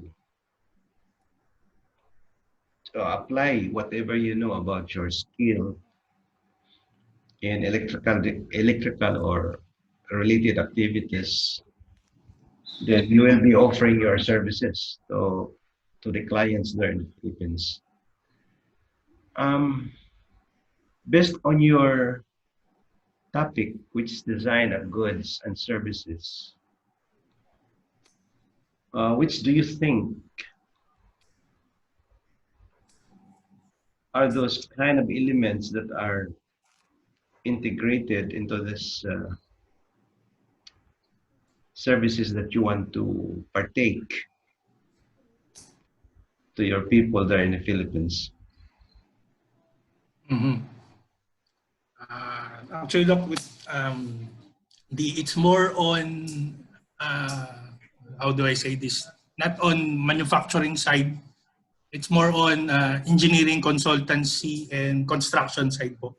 Actually, the manufacturing side, I think, based on my budget also, would be not that much because I believe that for us to in an electrical industry, for example, you want to manufacture a transformer, that would be in my level, that's very costly because you will be investing a lot of money in manufacturing. But the services that I intend to have are more on engineering, design, and construction, testing, and commissioning. So what I mean is there is already a transformer which I will be able to include in my design, and then which my company will be able to install, test, and commission. So it's not more on the manufacturing po. It's more on the engineering services. So yun po, design, engineering, construction, and maintenance po ng transformer. So what I would be needing is more on probably AutoCAD and the computer aided design like ETAP. I will be needing a project management system like Primavera or project planning. I will be needing testing equipments like insulation resistance tester or transformer turns ratio tester. So those are the types of goods or services that I will be needing to invest on. So yun po.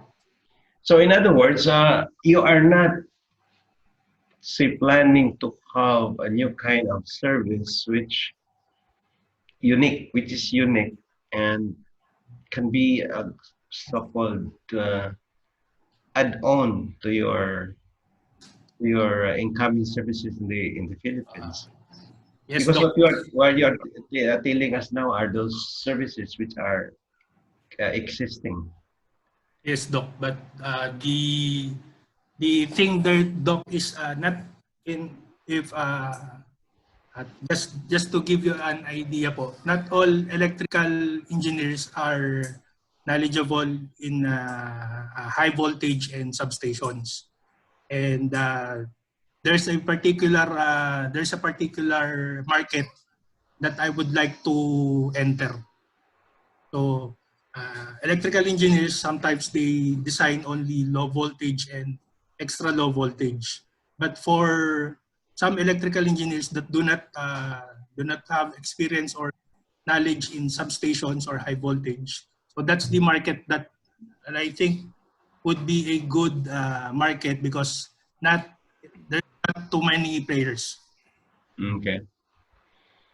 So you will be planning on that particular activity. So if that is the case, then right now, you have to start doing some kind of research.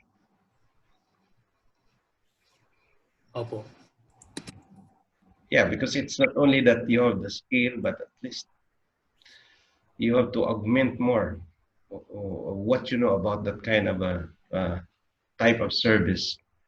Because the more you will do research to augment what you know about it, the more that you will have a good advantages from your competitors. Mm. So that's a good point of having a degree, no, a master's degree, because uh, if you were not able to have a master's degree, or you are just thinking of what you are now, no, what you are now doing in your job, but the person who has a master's degree and PhD, you are more a person who is very critical and try to find out ways and means in order to develop or to know more about the things that are not existing. And you want to, you want to re-engineer whatever is now existing or do some kind of a continuous improvement on that particular skill or service. It's like a specialization po, Doc. Yeah. Mm. Okay. Left So po. that's good. Okay. Thank you. Salamat. Thank you. Okay. Let's go to the number 4 speaker. I'll be sending to you the questionnaire also, so that you will be ready. You might also answer it while you are uh, you are listening to the presentation. Okay. Okay, let's go to the next, which is who is number 4. Oh, Vic, yeah, Vic TQM. And then after Vic, we have John, and then after John, we have 15 to 38 minutes break for us to take our dinner. Okay. All right, go, Victor. Okay. Hello, everyone. This is Victor, and tonight's topic is the basics of managing quality. Now, managing quality is one of the important tasks in today's business, whether manufacturing or delivering service. But what we will discuss in this module are some of the philosophies and tools employed in managing quality. Sadly to say, I'm not an engineer, guys. I'm an HR, so please bear with me. So we will not be able to get into statistical quality control aspects, but we will get a flavor for some of the quality tools used if we have still time. Okay? Now, managing quality is important. Okay? Not only satisfying customers, but also delighting the customers, which is very important in a global marketplace. So let's get started on some of the principles. Now, in this first slide, which is shared to us by Doc Ed, so it's managing quality provides a competitive advantage. So in the first slide that you see talks about Arnold Palmer Hospital, which delivers 13,000 babies annually. So if you're going to calculate that in math, there's a lot of babies every day. Now, in that particular slide, in that hospital, they talked about how virtually every type of quality tool is employed or used. Although I would not say every type of quality tool, because today, managing quality is an umbrella concept. Meaning, there are literally dozens of quality tools that are most widely used. If you can see in the first one, you can see Kaizen or continuous improvement. And then empowering employee. This is very important in total quality management or in TQM. which I think we will be able to touch that later. Then benchmarking, which is very important as well, just-in-time tools, and some of the statistical quality tools. Okay, and let's go to the next slide. Quality and strategy. Now, managing quality is so critical for you to be strategically competitive. What do I mean by that? Whether you are trying to differentiate like a Rolex to the other watches, or you're competing for the cost, whether you're a company making laptops or a retail giant like a Walmart, or you're responding to changes, or if your company is manufacturing a product in China or in Switzerland, or you may be delivering financial services in New York or in Shanghai or in Mumbai. But quality is extremely critical. Now let's dig deeper. Now, quality helps firms increase sales. Why? Because customers will see value. Then they are willing to pay more. And it also reduces costs, like we will soon in the next slides. I don't know if there is quality in vaccine, which will be produced by Oxford or China. And then traditionally, 40 or 50 years back, very few companies understood the idea of quality and quality cost. Very sad to hear that, maybe due to less knowledge during that time. And opinionated people during that time thought that high quality came only at a high cost today. Ibig sabihin, pag maganda yung ginawa mo, ibig sabihin high quality. Yan ang paniniwala ng mga tao noon. But today, we all know it's only just a myth. Kathang isip, guni-guni. Okay. Now, what they didn't realize is that we can accomplish high quality at a lower cost. In fact, we will study that high quality results in low cost and building a quality organization. Remember, building a high quality organization is not an easy. It is an arduous journey, but it is gratifying. And this journey, when you're building a quality organization, it never ends. Because that is the idea of a continuous improvement. Quality is a race without a finish line. Imagine that. So you never get complacent, you never get contented. You are continuously improving. You are always looking at ways to enhance the service that you are delivering to your customers. That's why quality is a customer-centric or customer-centered, whatever words you like to prefer. Now, let's go to the next slide. I mean, slide 4. Now, let's now define quality. Now, according to American Society for Quality, they define these words: the totality of features and characteristics of a product or service that bears on its ability to satisfy stated or implied needs. I'm not quite happy of the definition, but let me expound that. So quality is one of the most important challenges facing a business. So it's a challenge, actually. It is about meeting the needs and expectations of customers. As I said a while ago, quality is a customer-centric. Now, if a business can develop a reputation for a high quality, take note, reputation, we will deal that later.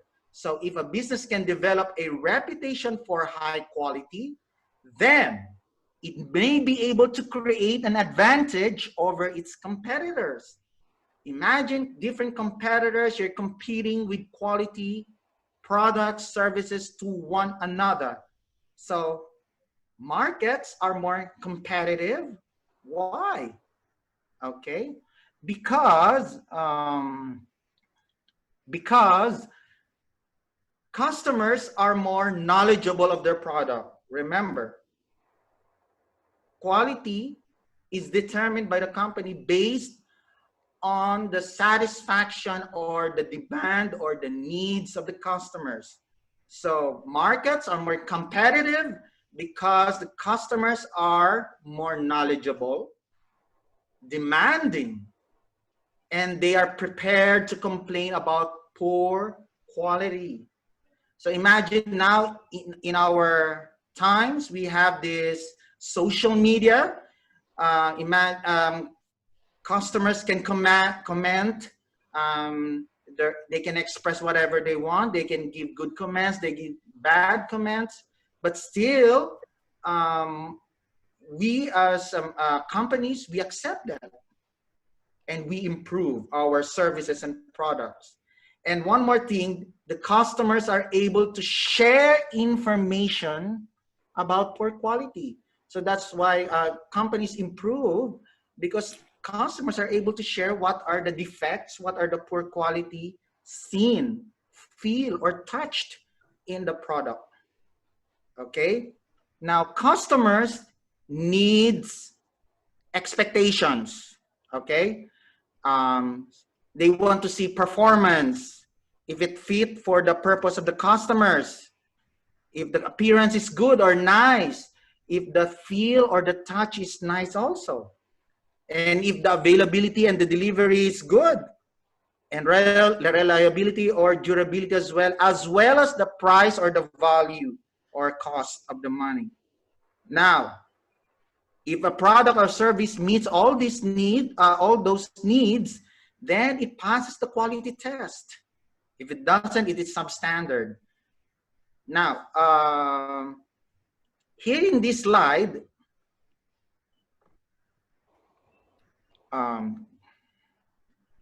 over time, experts like Deming, Juan, Crosby, not the comedian, Crosby, they came up with different views of quality. As you can see in the first, it's the user-based. It's better performance, more features. It's more of comparing Apple to Apple products, iPhone, which is better, iPhone 11 Max Pro or iPhone 11? Or if you're comparing a laptop, which is better, a Dell or versus an HP? So you're comparing. And then manufacturing based. So these are conformance standards.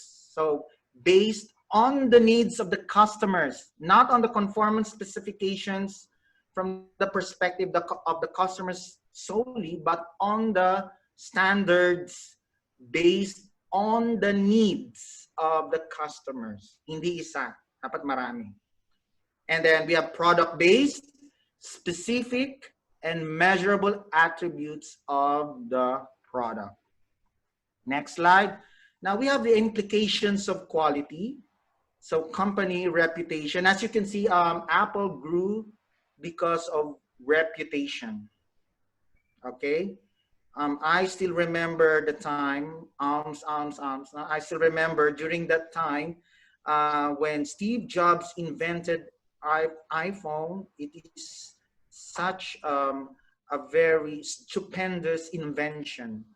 Okay, so perception of new products. Wow, during that time, touchscreen is not really a fad of the of inventions, but when iPhone came out, wow, it's a new product.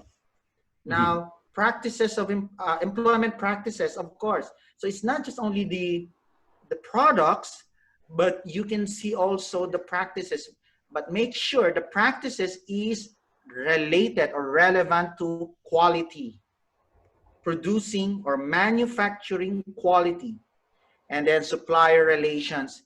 Kumbaga, high quality din dapat yung sinusupply sa'yo. Baka naman, substandards lang. No? Then we have product liability and then global implications. If your goal is to produce high quality, of course, you will not stop building or serving, building products, manufacturing products, or giving services only to your country. If your perspective must be global. So if it's global, the quality must be high. Your standard must be high.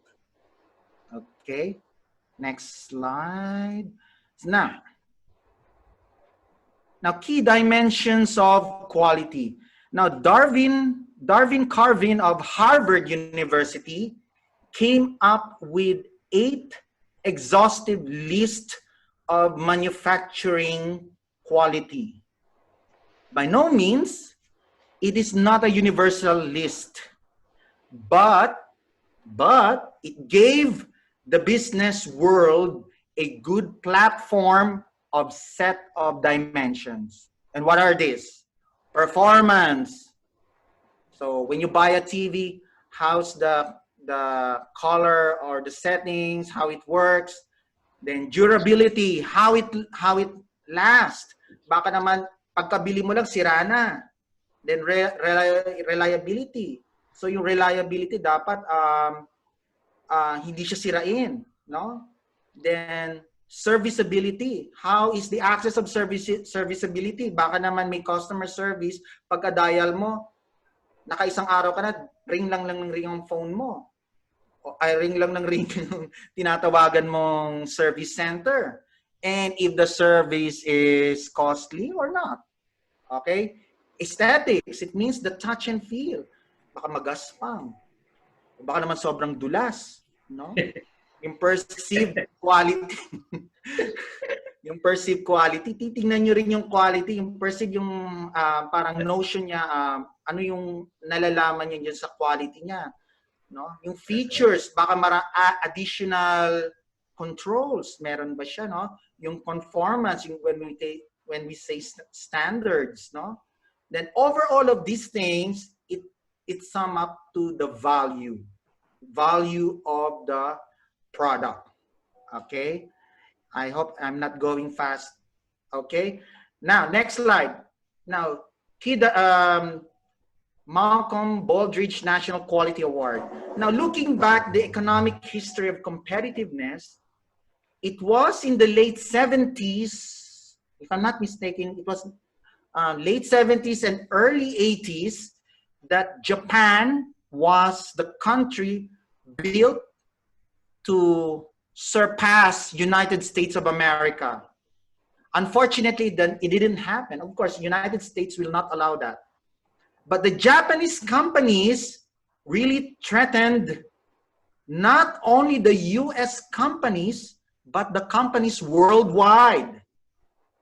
And you know what is the reason? The reason was good quality and affordable cost. So during that time, I hope I was not born during that time. Maybe Toyota during that time was high quality and affordable. Then it was during former President Reagan, during Reagan's administration, realized that US government should raise awareness about quality among business. And Malcolm Baldrige was the US Secretary of Commerce who talked about this idea that led to competitiveness of the US business. Unfortunately, namatay siya. He died of a rodeo accident. And subsequently, President Reagan instituted the National Quality Award in his name, Malcolm Baldrige National Quality Award. So that is the origin. Okay? And what is the idea of this Malcolm Baldrige National Quality Award? So it was not just to recognize companies which have put quality at the forefront of their business. but the objective for this business is to award companies by the president of the country. So imagine, it is a really prestigious award and recognizes leading businesses. Okay, typically, the award, the president awards two awards in manufacturing company, and then 2 awards in service businesses, and then 2 awards in big businesses, something like that. Okay. Now, in Malcolm Bridge National Quality Award, the most important objective and impact is to promote TQM. So this is how TQM evolved. Total Quality Management. So this award helps promote TQM for the companies, US companies or worldwide companies, to practice TQM or Total Quality Management. Now, if you look at the next slide, you can see the criteria. 5 minutes. Hello? 5 more minutes. 5 minutes. Ah? 5 more minutes po. Okay. 5 minutes. All right. Okay. If you can see in the next slide, this is the criteria for Baldrige criteria. But it evolved in time. Why? Because way back in 1988 and even in the 1990s, the Baldrige criteria was not that as comprehensive as now. In fact, one of the companies that won the Baldrige Award during that time went out of business a couple of years later. What's wrong? What happened? They were awarded. The problem was Baldrige criteria did not look at the financial aspect of the organization. So it looked only, Baldrige criteria during that time looked only the quality and the customer satisfaction aspects. But now, the criteria are more robust and comprehensive. Now, the Baldrige criteria is really helpful for organization. It means to say that TQM, it's really helpful for organizations to elevate the importance of quality, to benchmark how well they are doing in the organization, and specifically in which categories there is deficiency. Parang titignan mo, baka ano bang depekto ko dito. So the organization can improve. So that is the purpose of this Baldrige criteria. So if someone is trying to have a dream business, they want to establish a business, try to consider this Baldrige criteria. Okay. Now, 30, going back 30 to 40 years, Phil Crosby, who wrote a book, Quality. During that time, 30 or 40 years back, the book Quality is free. Now, people that time did not understand that there are specific costs of quality. May presyo. Akala nila libre. So people did not even look at what does it cost to have quality and what does it cost to have not quality. Kung may cost ba yung may quality, may cost din ba yung walang quality. So people said during that time, quality is not easy to accomplish because it is expensive. Huh? Really? No. The reason why they said it, because they were focusing only in prevention costs and reducing the potential for defects. So kaya during that time, very poor quality ang mga ginagawa nila. Now, because with Phil Crosby, at least able to give awareness to those people. Now, how do you prevent quality problems?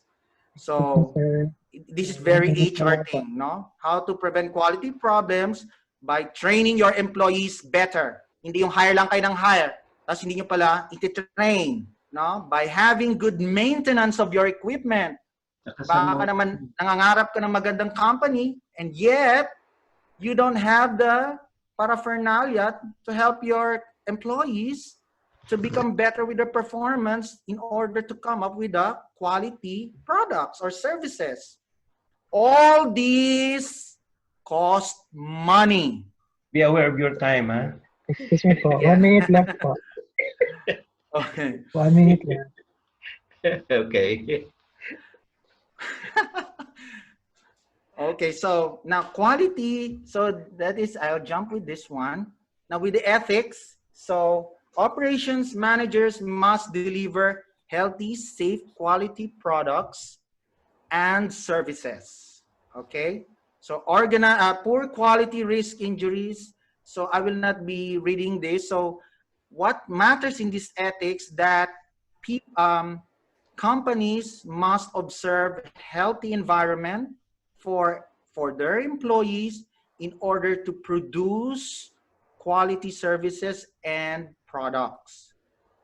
Now, international quality standards. So this is an ISO in American. Actually, here even in Qatar, we have this ISO 9000 series, which is an ISO international standards for products. Okay. And then ISO 14,000 series, Europe, EC.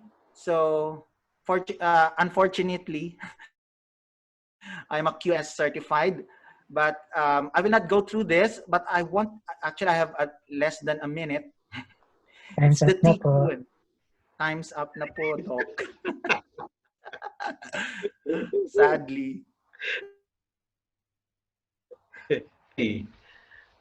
Para hindi ka wala kang deduction. bigyan kita ng 1 minute na conclusion. All right, okay. Sige, so in TQM, actually there are total management. Okay, there are concepts of this TQM. Okay, we have this Kaizen, continuous improvement, Six Sigma. Actually, I like Six Sigma, Doc. Actually, I'm trying to be certified with this, but in HR, we call that as re-engineering tools. All right, competencies, re-engineering tools. Similar to Six Sigma, but Six Sigma is mainly used for manufacturing companies. Even in Pepsi in Philippines, we are using this Six Sigma. Then we have this empowering employees. So you are hiring or you're empowering employees to do their job better in order to produce high quality products or services. Actually, empowering employees coincide with Six Sigma as well. Then benchmarking, you have to benchmark also because there's competition. No, hindi ka dapat na delay. You have to check the market. Are you in line with the international market? So if you are meeting the standards of the market as well. So just in time, it means this is a delivering of your products in time, no delays, because if you're delayed, it reflects to your performance and customers will not trust you. Because if you delay, you're costing a lot of money. Taguchi concept, this is a Japanese concept. I will not touch this, Doc.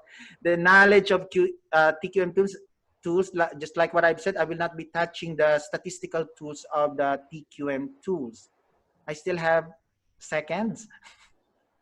30 seconds to go. 2 minutes. 30 seconds. So for continuous improvement, so we have representing continual improvement of all processes. So you just don't stand, wag kayong maging masaya na, okay na to. Just like Apple did, they never contented. They still improve, they evolve, they become better. Just like now Microsoft, no, nagkaroon sila ng failure from the start. They were not able to defeat Apple, but now they are improving and they are competing with Apple products.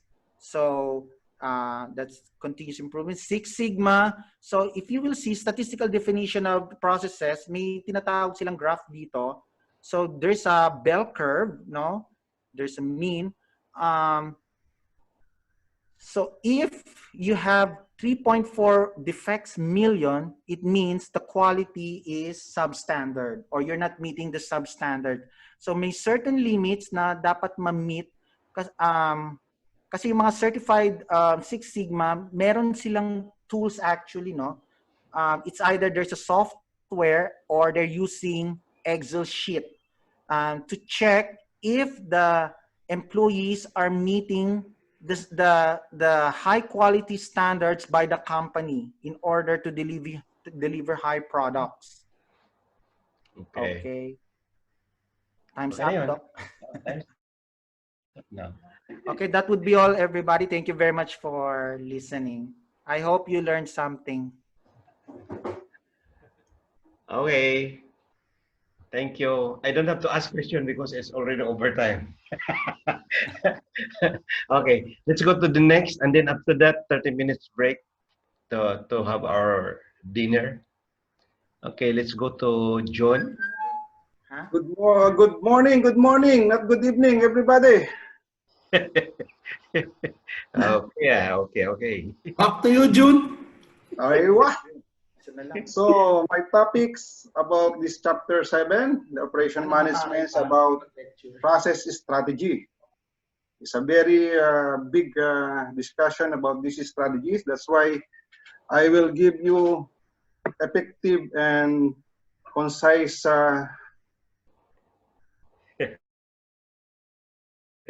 slides. So that's why I can keep, because this is 60 slides. So that's why I get it only 1 or 2, 3, 4, 5, 7, not like that. Okay, so process strategy. This process strategy is, the objective of process strategy is to build production process that meets the customer requirements and product specification within cost and other managerial constraints. So a process strategy is an organization approach to transforming processes into goods and services. So what makes a process?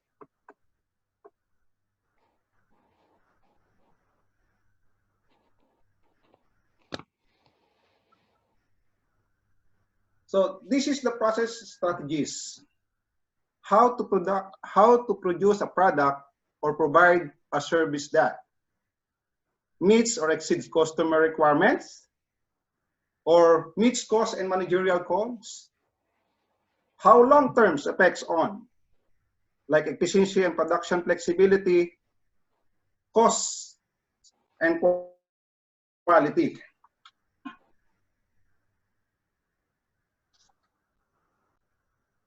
So before I proceed, I would like to give you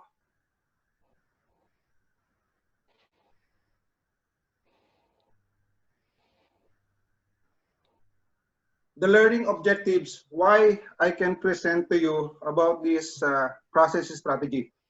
To describe the core production process, to compute crossover points for different processes, and use the tools of process analysis, describe customer interaction in process design, identify events, advances in production and technology. So all of these things you can learn about how I can present it to you. The process strategies, you know that only 4 basic strategies that we are learning and getting it, because this is only the main purposes of the process strategies. So you better understand what is the 4 basic strategies in process.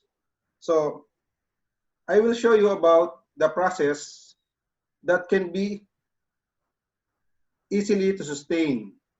So this is the process, volume, and variety.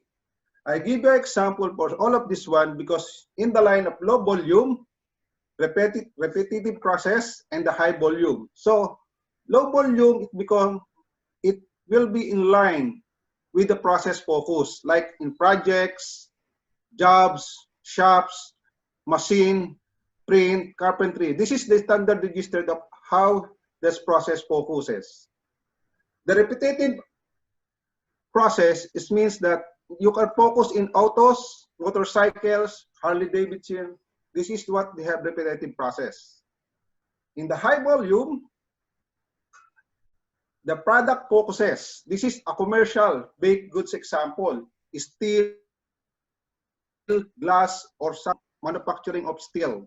And the mass customization in the high volume also is difficult to achieve, but high rewards. Like example, what we have in the slide, the Dell computer.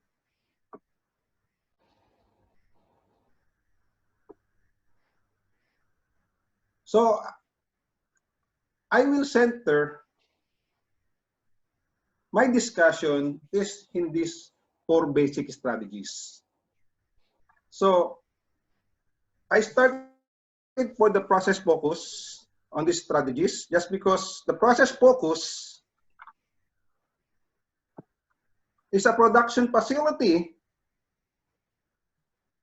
organized around process to facilitate the low volume, the high variety production, the low volume, the high variety products in place, like what I show you in the slide in job shops. So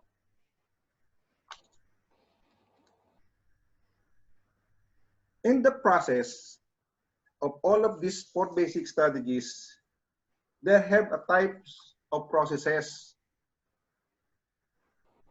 There are 3 types of processes in business, like the primary process delivered customer value, and is usually cross-functional example of this is like order to delivery. The next is support process, sustain primary or management is usually departmental. And the third one, management process design, implement, monitor, and control the other business process. So I will start in the process focus. What is process focus? Process focus is a definition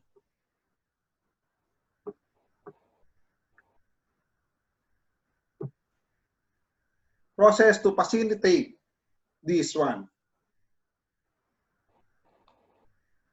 Focus process is the process focuses on low volume, high variety products are also called job shop.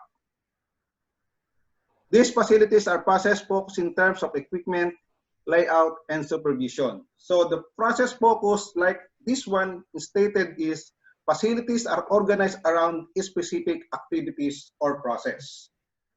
What I have example for that is for the machine, print, like this. The second is the general purpose equipment and skilled personnel. Third, high degree of product flexibility. Typically high cost and low equipment utilization. Product flows may vary considerably, making planning and scheduling challenge. So product focus, the process focus is determining about this kind of examples that I give to you.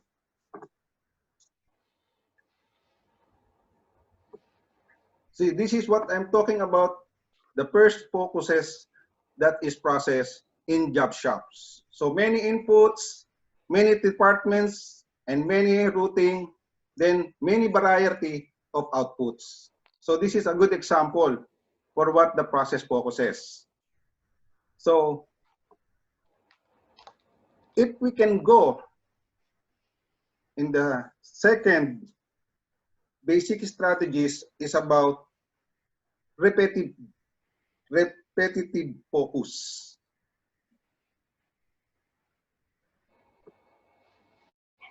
So this repetitive focus is the facilities often organized assemblies lines. Second is about the characteristic by modules with parts and assemblies made previously. Modules may be combined for many output options, less flexibility than process focus, facilities more but more efficient. So what means repetitive focus? Repetitive focus means space between the product and process focus. The repetitive process is a product-oriented production process that use modules.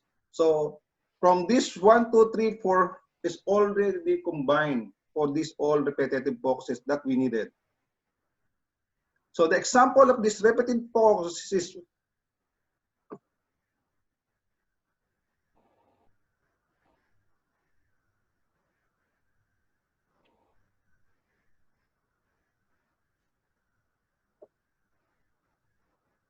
again, the repetitive focus, that example that I give to you again is about this automobile assembly line. So all what I have examples to you given to this repetitive focus, like what the autos, the motorcycles, like one of the expensive motors with the Harley Davidson, like this example that we have repetitive focuses. So the raw materials and module inputs, then few modules that will be assembled, and the modules combined for many outputs options. So the examples about it were when a company focuses on their process, they improve quality, lowest the cost, and provide more value and convenience for customer. This is what the repetitive focus is all about.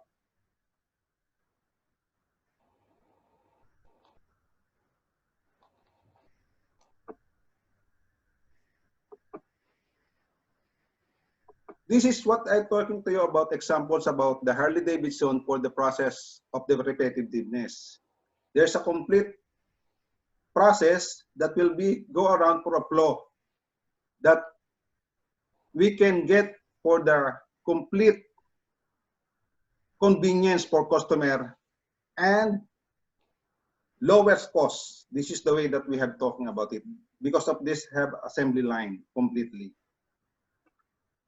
So we have in the third product focus that we have in the basic strategies.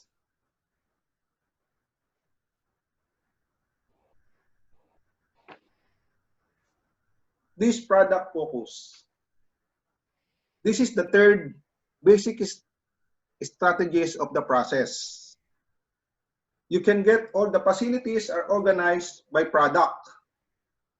So the high volume but low variety of products and long continuous production runs enable efficient process, typically high fixed cost but low variable costs, and generally less skilled labor. This is what they have example about in the high volume that I show in the first slide, that the product focus, like example about commercial, baked goods, steel, glasses. This is all the example about the product focuses that we have in a high volume.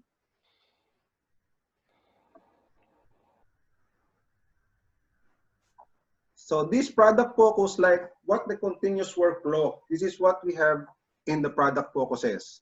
So there is some more few inputs again, like in the glass or whatsoever is it. Then output variation in size, shape, and packaging. So it's a very simple that you can see how the product focuses. And this is what also an example of a product focuses that will be on flow, like in a diagram, like a steel plant, the one that we have a very product focus that we have very important in high volume. So product focus is an approach to business that define strategy, operation, and metrics in terms of product. This associated with manufacturing and firms that continually improve product to stay relevant in the industry. So steel plant is the one of the very manufacturing firms that improve products.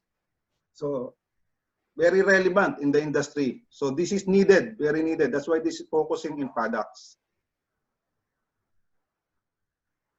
So the product, like the focus, is defining characteristic of successful entrepreneurs that emphasize producing good products with the capability to satisfy. Developing products that enhance people's life is an aspect to the entrepreneurial process that many businesses owners find very rewarding. So this is one of the very good example of products focuses. And the last basic for process strategies is about the customized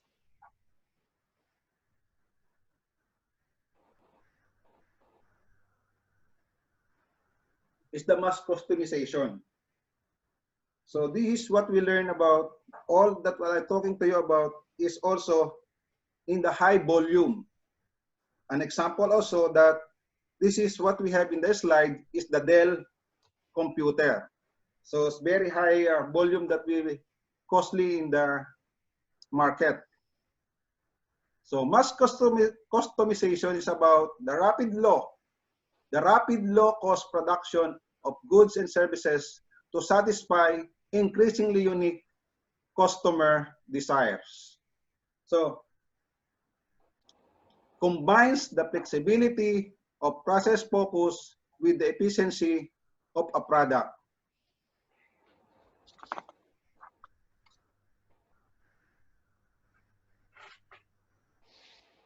Mass customized focus is a marketing and manufacturing technique which combines the flexibility and personalization of custom-made products with the low unit cost associated with mass production.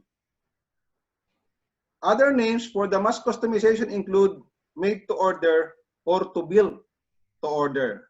So many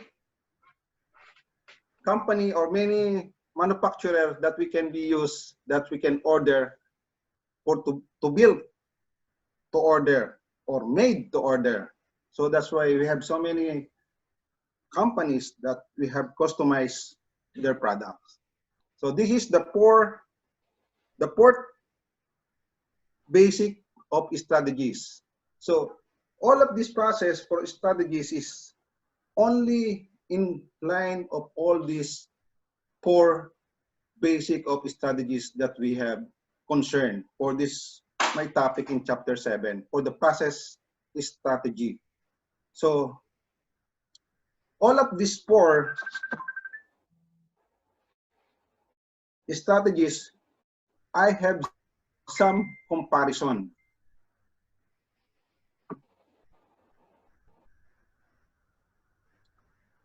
So this all what I have example for the last mass customization is about all the vehicles models like in old centuries to the first centuries.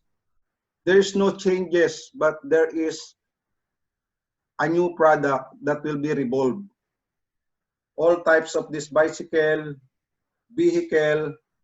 See all the websites now from the last centuries. Now in the new centuries, that's why we have IoT right now. So new books titles now we can also manufacture and customize in the first and 21st centuries like what we have. All the LCDs, TVs, now we have completely all the HD, 5G. Now we have completely everything's new. Everything now is new. That is mass customized. So these examples, mass customization is refers to a company ability to efficiently mass produce products that meet individual consumers' wants and needs. So all of this list, this is wants and needs. That's why it is belong to the high volume of the process strategy needed. A common way to carry out mass customization is about to offer a basic package for product and then offer customers a full range of features they can add or subtract. So all of this one is the best high volume but very wants and needed by everyone of us. So within these basic strategies, these are many ways that may be completed. Excuse me po. Time update po, 5 minutes left. So all of this one in the slide at the end of this is almost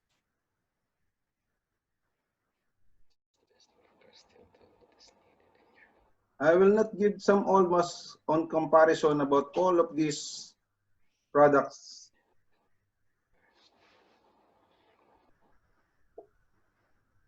So this is all some comparison of processes. So that's why this is the complete highly of all processes that will be comparison for all these for strategic basis. So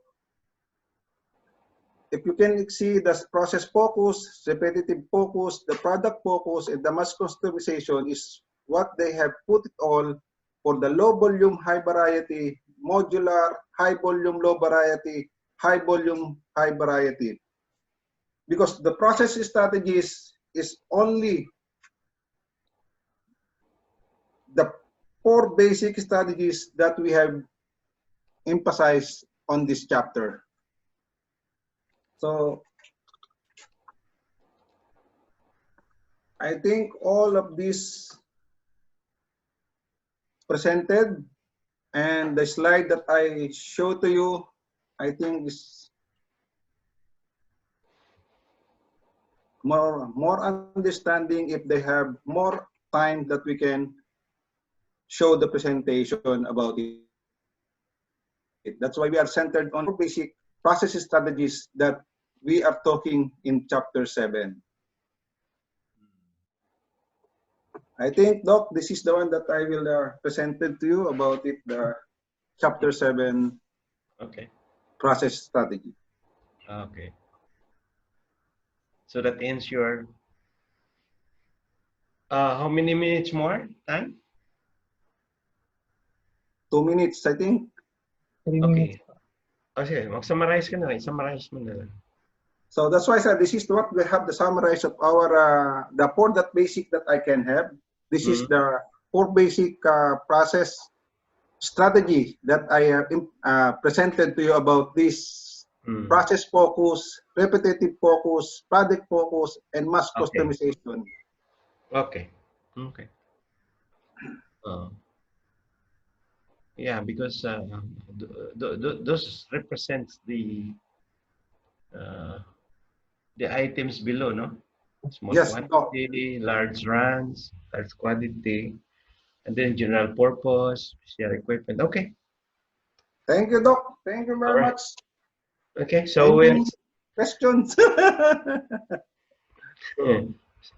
any questions from your colleagues? Is there any questions from your colleagues? Okay, Doc. Thank you very much for giving me a time for 30 or 20 minutes that we have presented to you. Thank you, guys. I think that's about 25 minutes total. Yeah. Okay, Doc. Kita niyo lahat? Yes. Okay, start. So for my presentation, let's make this brief, concise, and easy to understand by everyone. So my topic about operation management for chapter 8 is about location strategies. So brief outline of this course. In this chapter, or by the end of this chapter, we will all learn the following. First one is the importance of location in a business perspective. Second, the factors that affect location decisions. Third one is the methods of evaluating location alternatives. And the fourth one is service location strategy. By the way, Doc, on your original presentation, I edited something. I deleted some slides. Some of the text I edited it. I removed yung hindi na masyadong kailangan para mabilis and concise and easy to understand yung ano natin presentation. So ibig sabihin dagdag bawas. Opo. May mga inedit na text and may mga dinagdag, may mga binawas. Adi, magdagdag bawas din ko sa grado mo. Sige, But sige. all of the points, I highlighted all of the points here. Okay, no problem. So let's move. So the first topic I'll discuss is the factors that affect that affect location, the decision making on a business perspective. So there are 7 factors based on the slides. As the slide goes on, I'm gonna explain each of these one by one. But for the meantime, here are the 7 location decisions or factors that affect the location decisions. The first one is the labor productivity. Second is the exchange rates and currency risks. Third is the costs. Fourth one is the political risk, value, and culture. Fifth is proximity to market. Sixth is proximity to suppliers. And lastly is the proximity to competitors.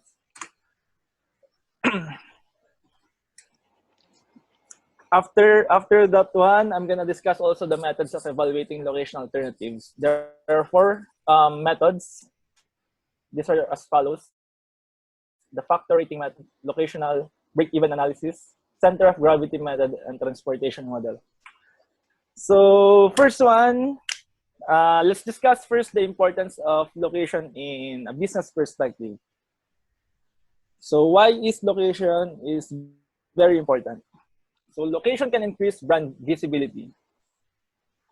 So location can also influence a business ability to market itself, the competition it faces from businesses, the cost of operation, taxes the business owner has to pay, and the regulation they must follow.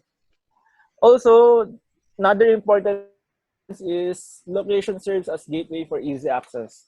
Basically, you just want to be wherever your customers are and make it as convenient as possible to visit you. Location is of utmost importance, especially to businesses that sell goods or services directly to customers at brick and mortar establishments. So, in the location decisions, these are the factors. The first one, the labor productivity. So, what is the definition of labor productivity? Labor productivity is concerned with the amount of output that is obtained from each employee. It is a key measure of business efficiency, particularly for firms in which the production process is labor intensive. Actually, we have a formula on how to compute this labor productivity. So cost per unit is equal to labor cost per day over productivity units per day. In the example, I edited it. There are 2 cities in this example. One is Doha and the other one is Dubai. So let's say, let's do first in Doha. This is only example, by the way. So let's say the labor cost per day is 70 real per day. The labor cost per day. And on each labor, they are producing 60 units. So labor cost per day, 70 real divided by 60 units, which they are producing each day, is equal to 1.17 Qatar real per unit. That serves the cost per unit.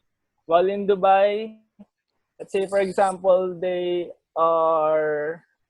cost per day, the labor cost per day is 25 dirhams over 20 units, which they are producing. So the cost per unit, if we're going to divide 25 by 20, it's equal to 1.25 per unit. 1.25 AED per unit. So that's how you compute cost per unit. Labor or cost per day over productivity. So, bakit nga ba importante itong labor productivity? Why does labor productivity matter? Labor costs are usually a significant part of total costs. Business efficiency and profitability closely linked to productive use of labor. In order to remain competitive, a business needs to keep its unit costs per down. So basically, if you are, or if you own a business, in order to have a more revenue, you have to minimize your cost. If you were able to do that in an effective way, yung margin mo for your revenue would be much, much greater.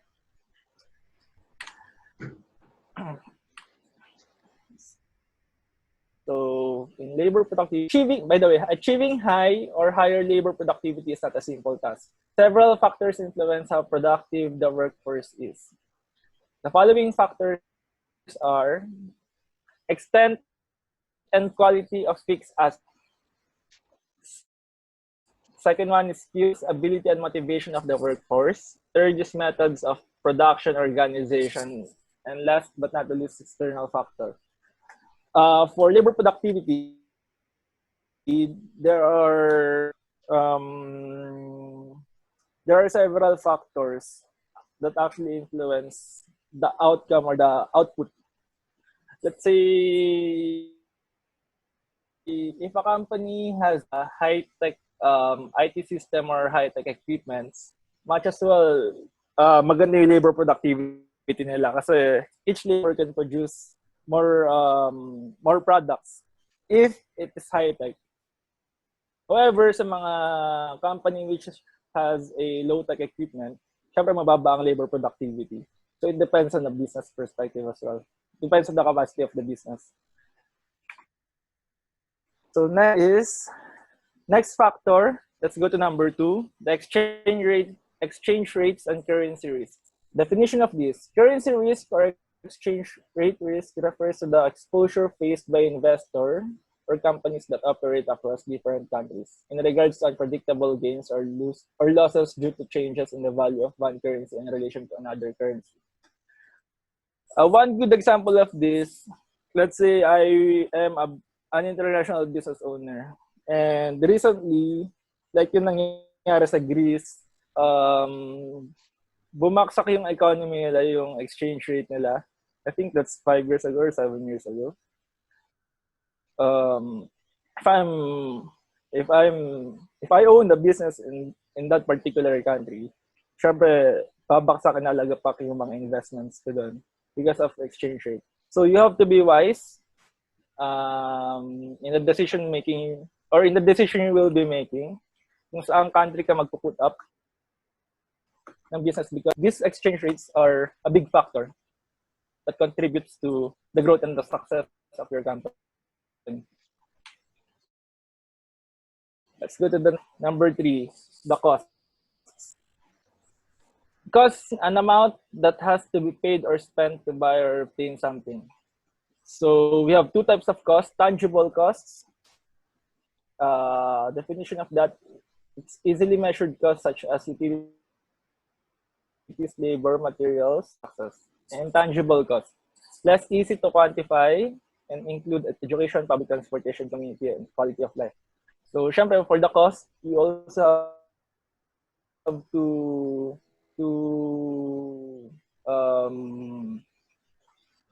factor it. Let's say you have a business and you're planning to put it in a city. Syempre, mas malaki ang cost doon for rent compared to the rent in the urban or in the rural area. So be wise in the decision that you will be making.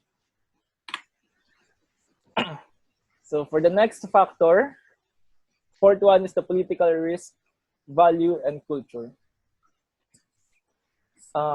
It's national, state, local government attitudes toward property, zoning, pollution. Zoning, pollution, employment, stability may be in flux. One good example of this, yung tinuro sa atin ni Doc Ed last time, one example is the accounting firm in Saudi, Culture. I remember because of their culture, there are no female accountants in that area. They all hire male accountants. So culture is parang great factor siya na nag-affect sa location. Let's say, kunwari, I have some business like Louis Vuitton. The target market would be female. Siyempre, ilalagay ko siya sa location wherein yung mga target market, andun yung mga female target market ko. So you have to consider that as well. Next one is the proximity to markets. Proximity to markets refers to the ability to stay close to customers so as to be in a position to accurately read and analyze customer needs and to respond quickly. So proximity to market, your store location, or if it's a service, the location of your business must be close and must be easily accessed by your target customers. Let's say for convenience store, kailangan easy access siya. As a mataong nasa crowded area, or if your business is pharmacy, maybe malapit sa hospital, para doon na lang makakabili ng gamot yung ibang customers mo or ibang patient na nangangailangan ng immediate medicine. So you have to consider that as well. The next factor, the sixth one, is the proximity to suppliers. So perishable goods, high transportation costs, and bulky products. So syempre, the closer you are to your supplier, the lesser the expense will be. So keep in mind that the goal of the business is to have greater profit. So again, minimize the cost. As much as possible, you have to be close to your suppliers para lesser yung cost. And the next factor is the proximity to competitors. It's called clustering, often driven by resources such as natural, information, and capital talent, found in both manufacturing and service industries. Guys, for this proximity to competitors, actually, it's up to the business. We have actually two strategies. Usually, the business like to be located far away from each other so that they have access to more customers without having a fight of competition. For businesses such as a troll or barbershop, this will be effective because the customer are likely to visit one of that type of business. Siyempre, pag let's say I'm the customer and if my car has low fuel already, and if I'm in a faraway area, pag may nakita akong gas, yun kagad yung, or petrol station, yun kagad yung pupuntahan ko. So, this type of businesses, mas effective sa kanila yung strategy na far away from each other sila. But there are another strategy. Do you guys, let's say in the mall, like the clothing industries, mas effective sila kapag close sila with each other. Kasi ang puntahan ng tao, people tend to see other clothes para may comparison sila. And by doing that, mas marami kang na-attract na customers. By, let's say, we have one H&M store here, the other one is Bench, the other one is Pen Shop, the other one is another clothing business like Nike or something, syempre, mas marami yung option. People tend to go in that area. Like in food court. In food court, you will go in that area to buy food. Diba? So you have to be wise what will be the strategy you'll be making. If it is if your business will likely to profit if it is far away with each other or close with some competitor. So you have to consider that as well. So for factor rating method, it's popular because a wide variety of factors can be included in the analysis. 6 steps in the method. Develop a list of relevant factors called critical success factors. Assign a weight to each factor. Develop a scale for each factor. Score each location for each factor. Multiply score by weights for each factor for each location. And recommend the location with the highest point score. For this factor rating method, actually it's subjective because as you can see in step number 2, you have to assign a weight to that factor. Ikaw yung mag-assign sa kanya, so it's very subjective. In this example, let's take a look on this. So the critical success. Ito yung mga variable na napili niya. Labor availability and attitude, people to car ratio, per capita income, tax structure, education, and health. This weight, kung ano yung mas important, kung ano yung mas important sa kanya. Nagbigay siya ng amount, ng weight, variable. Then, iniscorean niya. So, let's say, for example, in labor availability and attitude. The weight he gave is 0.25. The comparison is from France and from Denmark. Out of 100, he scored France 70 out of 100 and for Denmark 60 out of 100. So the weighted score for France is 0.25 times 70, equal to 17.5. And for Denmark, it's 0.25 times 60, equal to 15. Now, on this formula, if you're going to do that one in the same variable, you have to add it to get the sum. And kung ano yung mas mataas na weighted factor, based sa'yo, yun yung pipiliin mo napipiliin mo location for your business. So it's very subjective. It's up to you to decide, but be wise on it. Another example is the location break-even analysis. So method of cost volume analysis used for industrial location. So we have 3 steps in this method. The first is to determine fixed and variable costs for each location. Second is plot the cost for each location. And select location with lowest total cost for expected production volume. So, Time update for 5 minutes left. 5 minutes left. Okay, last 2 slides. So, on this sample, we put Doha, Manila, and Dubai. So, let's say on your product, your selling price is $120 per product, and your expected volume, let's say you're selling 2,000 units. You can sell 2,000 units per week. But you have fixed cost, syempre. Fixed cost, let's say, for your rent, fixed cost kagad yun. For example, 30,000 in Doha, the variable cost, $75 per unit. So the formula will be $75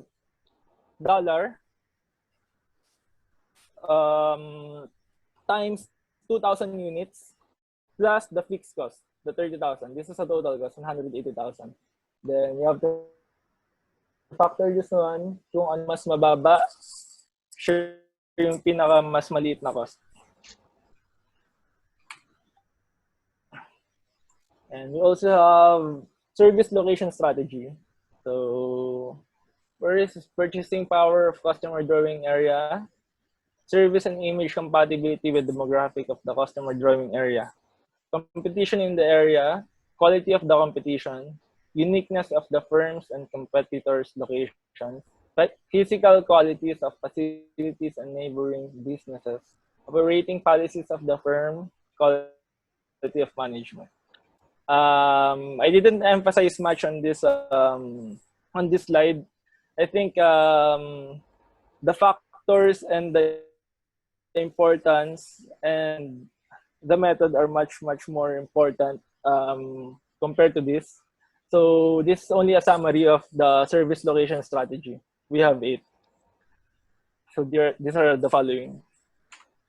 So that's it. Thank you guys for listening. And do you have any questions regarding the location strategies? May 3 minutes pa po. 3 minutes. I think, yeah, you ask question. Vic, you ask question. Sige, Vic, sitting pretty ka na dyan eh.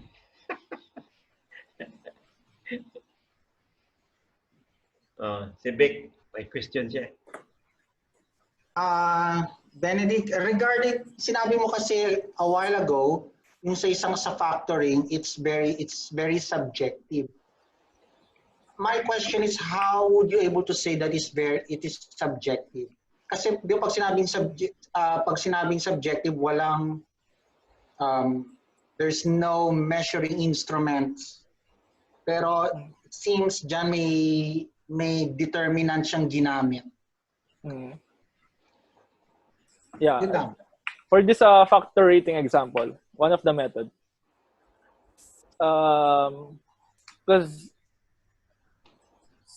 in factor rating method, you need to put a weight on each variable.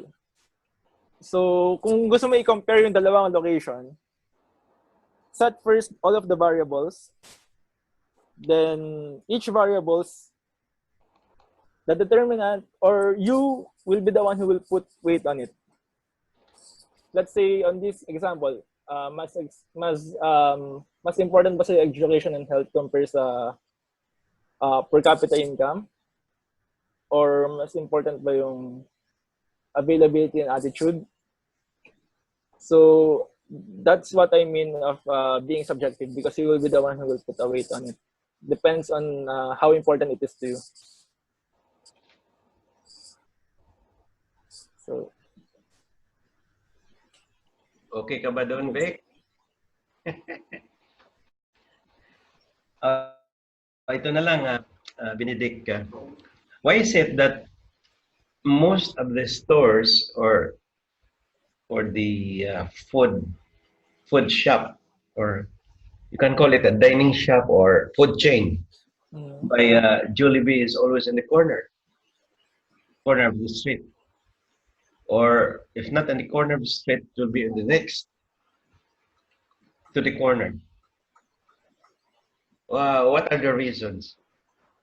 First, Doc, is the Jollibee is a food company. Food is very essential and very essential sa atin, because once in a while we cannot help but to get hungry, or we cannot help to get hungry once in a while. So, food product, their target market is basically all of us. Then we tend to buy food. It's very essential to us. And Jollibee can, since they have a lot of, do you call that? A lot of, parang malaki yung capital nila. They can put each store, or in each corner of the street, para control nila yung, let's say in this block I control this people, this will be my target market on this block. Ito yung akin. And kung sino man magutom dito, ito yung mga bibili dito. Then another block, they can, since malaki yung capital nila, they can go ahead and build another building yung market. So that is the main reason. Makontrol lang nilang market. Yes, Doc, because they have a power to do that. because of their capital. Yeah, remember that it is a kind of concession, meaning to say that, for example, you want to franchise Jollibee, then Jollibee will tell you that, okay, if you want our product and services, I need you to put up your shop or your store within the corner, but you have to pay the price, diba? So I think the minimum that Jollibee is asking is 50 million. 50 million per franchise. That is Without, I think that's without the land. You will be the one who will provide your land, your area. But I think in Jollibee, they will be the one who will dictate where to put it. Let's say if I want to buy some franchise in Jollibee, ang sasabihin ko na sa Jollibee, I want to put it in somewhere in, let's say, Cavite or in Imus, once, or in Tagaytay. Then Jollibee, I think Jollibee will be the one who will, based on what I know, Jollibee will be the one who will dictate where to put it. Sila yung magsa-survey ng mga available area doon, because they're also protecting the existing Jollibee near the area where you want to put it. So if okay na. Time's up na raw po. Okay, it's good. At least you answer the question. Okay, let's go to the next. Florence. Okay, Florence. Wait.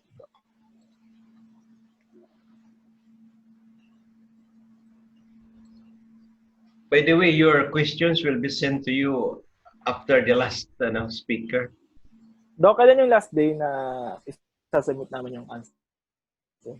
Hanggang bukas pa. Bukas ng gabi. Hello.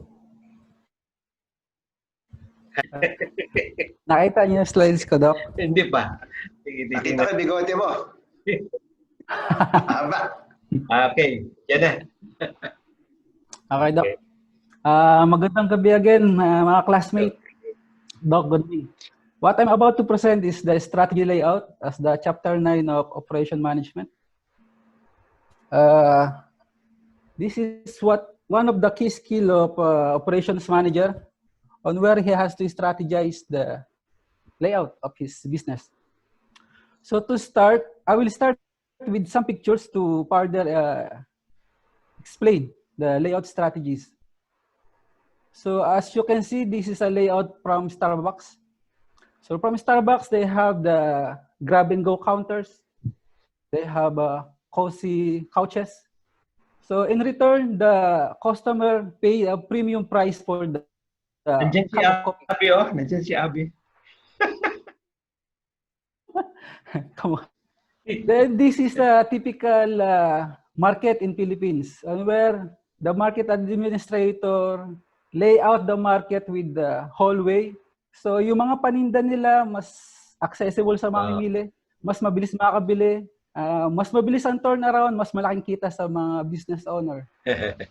This one is a typical layout of a call center business process outsourcing company. So the main purpose of the operation manager here is, as you can see, they are crowded. So to maximize the floor area of the office, of the building. But of course, because the rental in the city are expensive. So here is a layout for a manufacturing plant.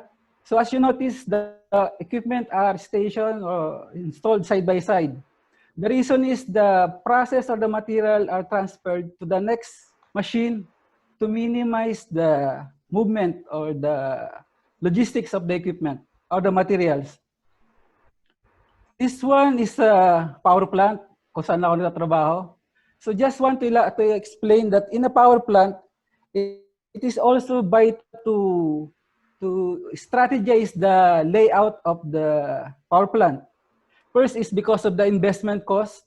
Investment in terms of the presyo ng mga pipes pipes per square meter, mas malapit ang mga equipment, mas maikli ang mga pipes na gagamitin, so mas mura sa investment. Similar to electricals, mas maikli ang distance na equipment, mas mura magagamit natin mga cables. So operational wise also, mas efficient ang process in terms of operation. This one is a latest layout of McDonald's where you can see a self-service station, grab-and-go counters, stay in tables. And they also got the play place for the children. Now they also venture with the function rooms where they cater the birthday party and other events. So McDonald's adopted this continuous improvement. Since the 1950s, we started the indoor seating, drive-through windows on the 1970s, adding breakfast to the menu, adding play area, redesign of the kitchens, self-service kiosk, and the 3 separate dining sections that I already mentioned. So out of these 7 improvements conducted by McDonald's, if you notice, 6 are layout strategies on where they want to be distinct and to be attractive to the customer. So the strategic importance of layout decisions, the objective of layout strategy is to develop a cost-effective layout that will meet a firm's competitive needs. So layout designs consideration, higher utilization of space, equipment, and people, improve flow of information, material, or people, improve employees' morale and safer working conditions, improve customer-client interaction, flexibility. It's more into employee. The operations manager has to decide the layout between employee to employee or employee to the customer. There are 7 types of layout: offices layout, retail layout, warehouse layout. Example of retail layout are the pharmacies in Philippines, hardware shops. Warehouse layout, of course, the warehouse addresses the trade-offs between the space and material handling. The fixed position layout, the sample of fixed position layouts are the dry docks and hospital or the operating rooms in hospital. Process-oriented layouts, manufacturing industrial plant.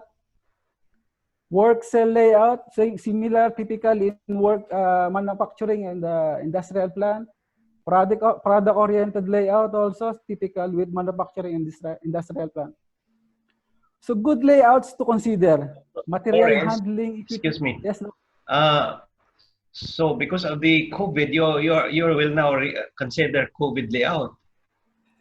And new normal, Doc, it has to be considered. Maybe we have to put into the good layouts to consider. Yes, Doc, you're correct. Hopefully not. But it will be part with the new normal, Doc, similar to the new office layout. So good layouts to consider are material handling equipment, capacity and space requirements, environment and aesthetics. Probably, Doc, it will drop to environment to consider because of the social distance. Flows of information, cost of moving between various works area. So, Doc, upon this relationship chart, ito pala yung dahilan kung bakit ang secretary laging malapit sa manager. Kasi meron talaga silang relasyon. Kasi one of the strategy of the operation manager is to have a seamless flow of information and flow of materials and flow of people. Here in the relationship chart, we have categorized to value of 6, with the corresponding closeness. A for absolute necessary, then up to the X which is not desirable.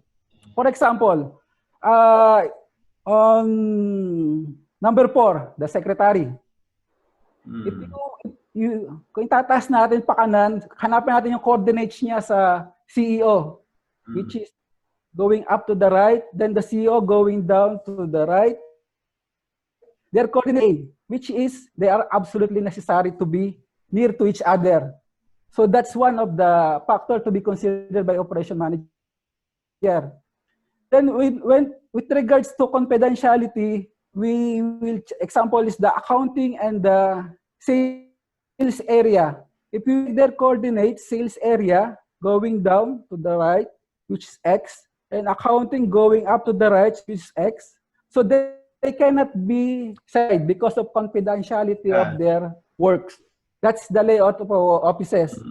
And if we will put it into the perspective of manufacturing, a fabrication shop cannot be laid out together with a painting shop because of fire hazard. There could be an accident. That's an example.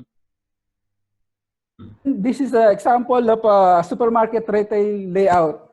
So the main purpose of supermarket retail layout is the objective is to maximize profitable per square foot of floor area. Then sales and profitability vary directly with customer exposure. If you notice, it's easily accessible with the customers. Then warehousing. Now the current trend warehousing, especially in food industry, because food industry, they have shelf life. It's very important for shelf life or in food industry. So they have the rules of ASRS, which is automated storage and retrieval system. First in, last out. First in, first out because of the shelf life. So objective is to optimize trade-offs between handling costs and costs associated with warehouse space. Of course, the more product we can store with the warehouse, the more efficient our warehousing will be.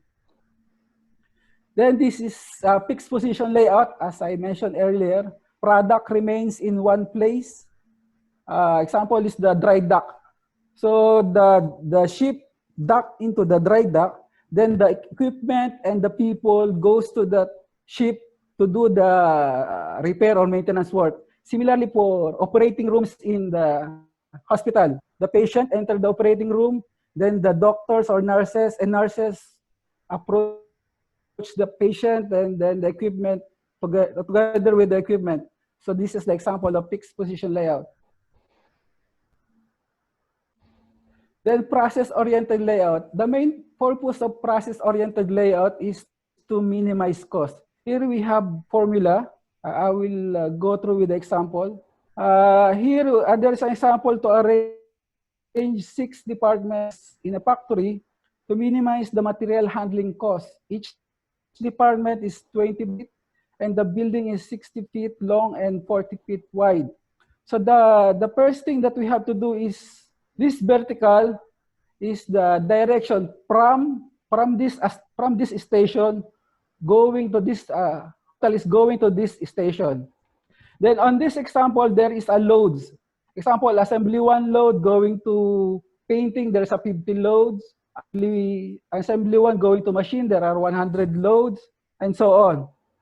So putting cost on each transaction or logistics, example,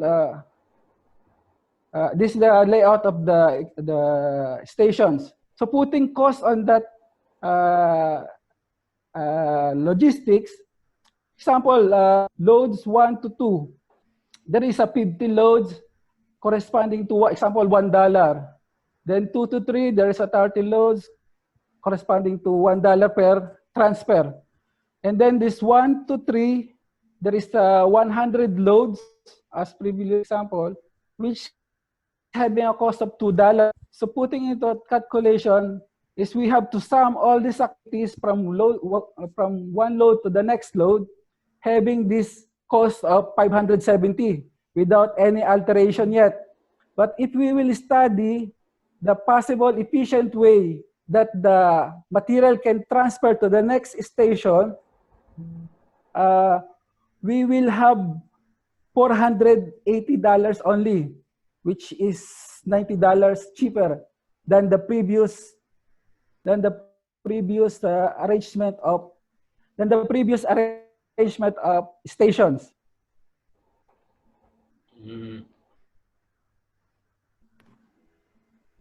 So here we have assembly line as assembly line balancing.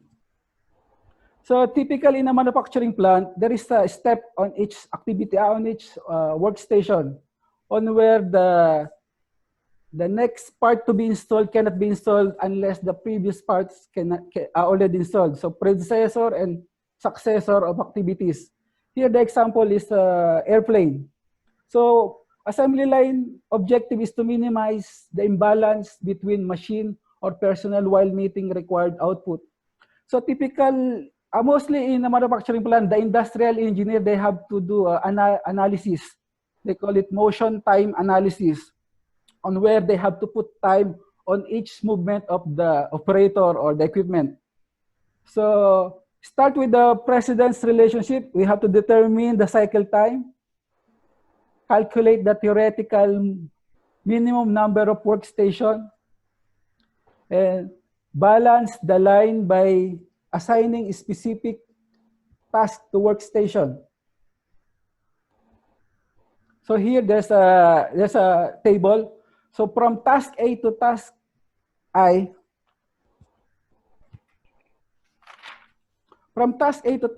there are 3 routes.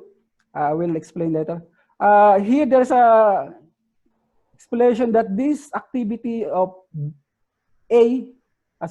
activity B and activity E has a predecessor of A. So that means this activity B and activity A cannot start unless the activity A completes. So the purpose is to minimize the repeated transfer of materials. Kumbaga parang hindi balik-balik yung materials. So seamless flow of lines. That's why they call it assembly line in one flow. So here is the illustration of, we call it the activity nodes analysis. So from this diagram, there are 3 paths where the equipment.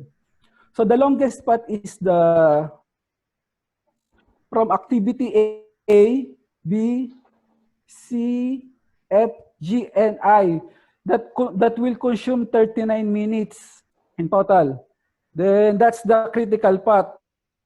Then there will be another path which will be A, B, D, G, I, which will have 1 minute from the critical path because it's only got 38 minutes production time. Then there will be A, E, H, and I, which having 36 minutes that considers that as a 3-minute critical path.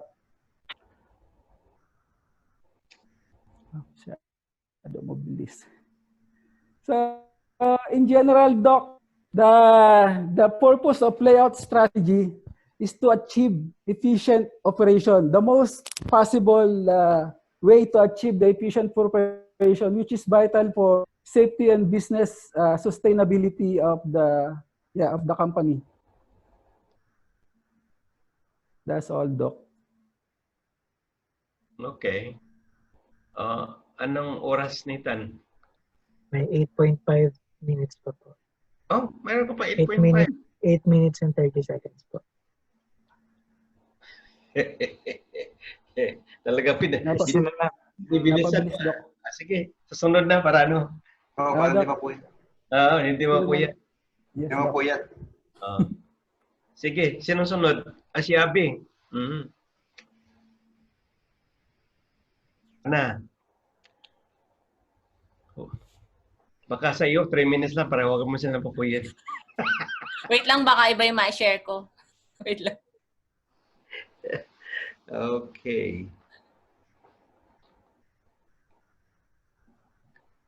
Ano ba ang apelyido mo, Abi? Pangan o ano? Dalawang apelyido mo eh. Yung maiden name ko na po yung gagamitin ko, Doc. Yung Pangan. Hindi, anong middle name mo? Middle name ko po, Guevara. Yun yung maiden name ko. Okay. So, hindi mo na Kasi po, Doc, yung Bantugan, sa late husband ko po siya. Okay. Tapos yung Guevara, new husband? Hindi po. Pangan. Maiden name. Middle name pala yun. Sige. So, gibara na ilagay natin dito, ha? Kasi confused. Di po, pangan. Pangan pa rin. Pangan po. Sige, pangan pa rin. Okay. Parang dama. Okay na ba? Nakikita nyo na? Okay na siya? Okay. Okay, yes. Nakikita. Wait lang. Ayan.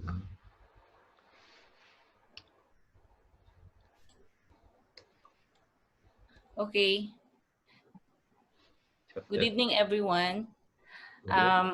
For today, I will discuss, I think, one of the most important factor in operations management, which is the human resources and the job design. I think, of course, if we don't have the human resources, we cannot move forward. So, having said that, I will discuss the human resource strategy, the constraints the human resources are facing, the labor planning, and the job design. Okay. Before I proceed, let me just give a brief background on human resources, which is the people who made up the workforce.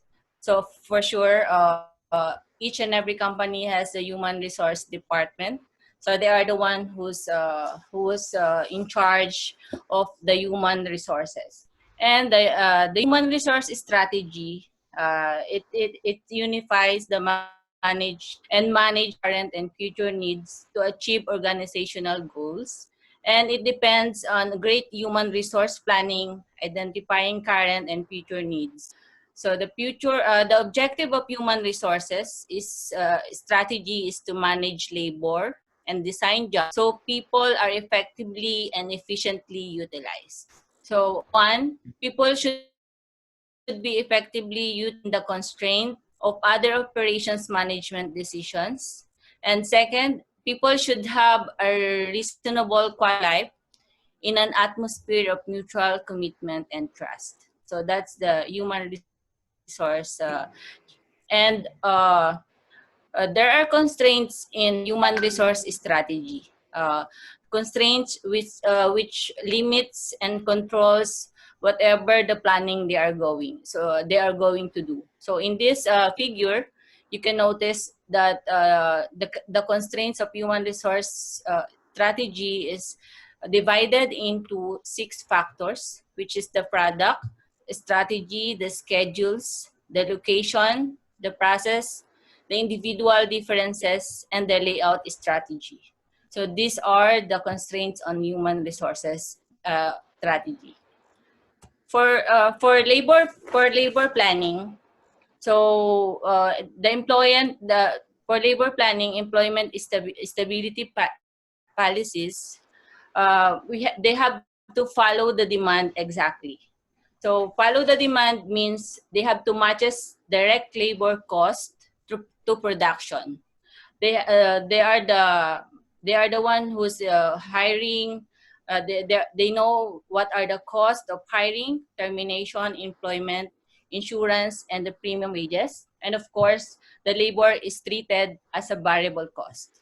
And second, employment stability policy is they hold employment constant. So under this holding employment constant, it maintains the trade workforce. It minimizes the hiring, termination, and unemployment cost.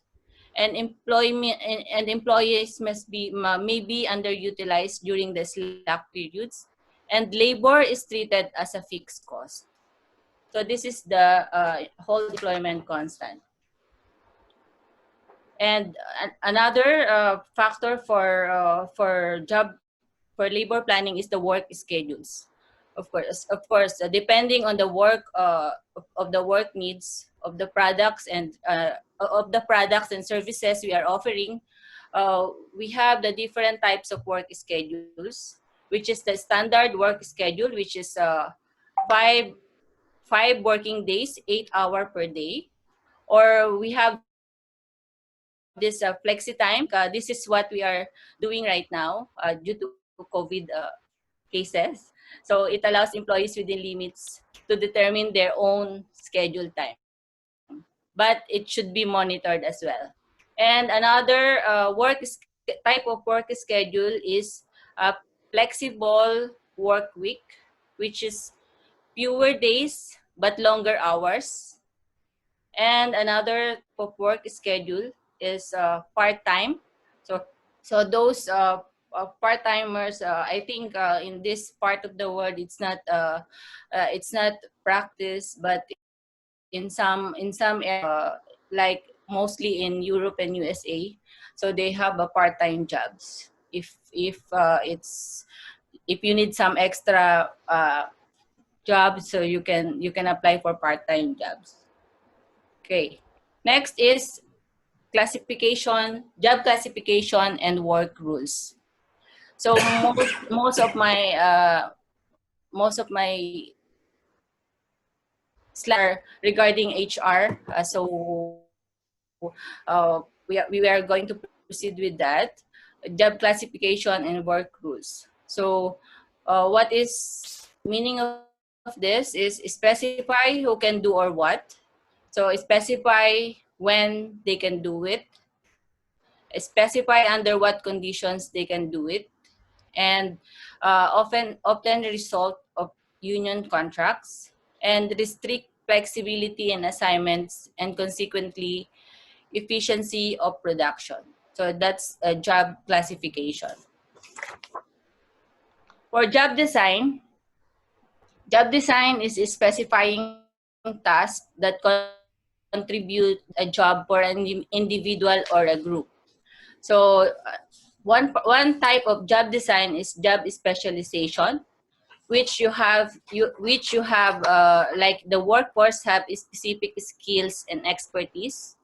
Second is job expansion, which is in addition to the task at the same level of skills and responsibility. The third one is psychological components, which is of course you have the HR or the human resources should also consider the psychological components of the workers, because fatigue affects mood and motivation, as well as psychomotor and cognitive functions of the employees. So one of the important factor of job design is the psychological component. And next is self-directed teams, which is self-directed teams means employees or a group of people who combine different skills and talent to work with the usual and with the usual managerial supervision toward a common purpose or a goal. So that is for the job design. Moving forward, for labor specialization, the division of labor into unique tasks. So it was suggested by Adam Smith in 1776 that development of dexterity and faster learning, less loss of time, development of specialized tools, and later Charles Babbage 1832 added another consideration, that wages exactly fit the required skill of the employee. Okay. Job expansion is adding more variety to jobs intended to reduce boredom associated with labor specialization. Okay. What are those job expansion? It means job enlargement, job rotation, job enrichment, and employee empowerment. And it is explained in this figure that you have the vertical and horizontal job enlargement or adding of more variety to jobs, what they are currently doing. So I think the example of this is in the factory, which you have to manually insert and solder the 6 resistors. Instead of doing that, you have to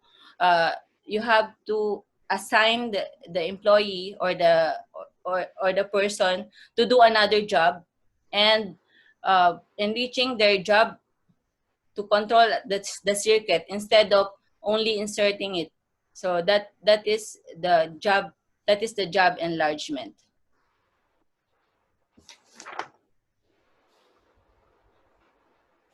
Okay, the core job characteristics. Okay, job should include the following characteristic. So it should have skills variety, the job identity, job significance, autonomy, and feedback. Okay, the job characteristic model designed by Hackman and Oldman is based on the idea that the task itself is the key to employees' motivation. Specifically, a boring and monotonous job stifles in motivation to perform well, whereas a challenging job enhances motivation.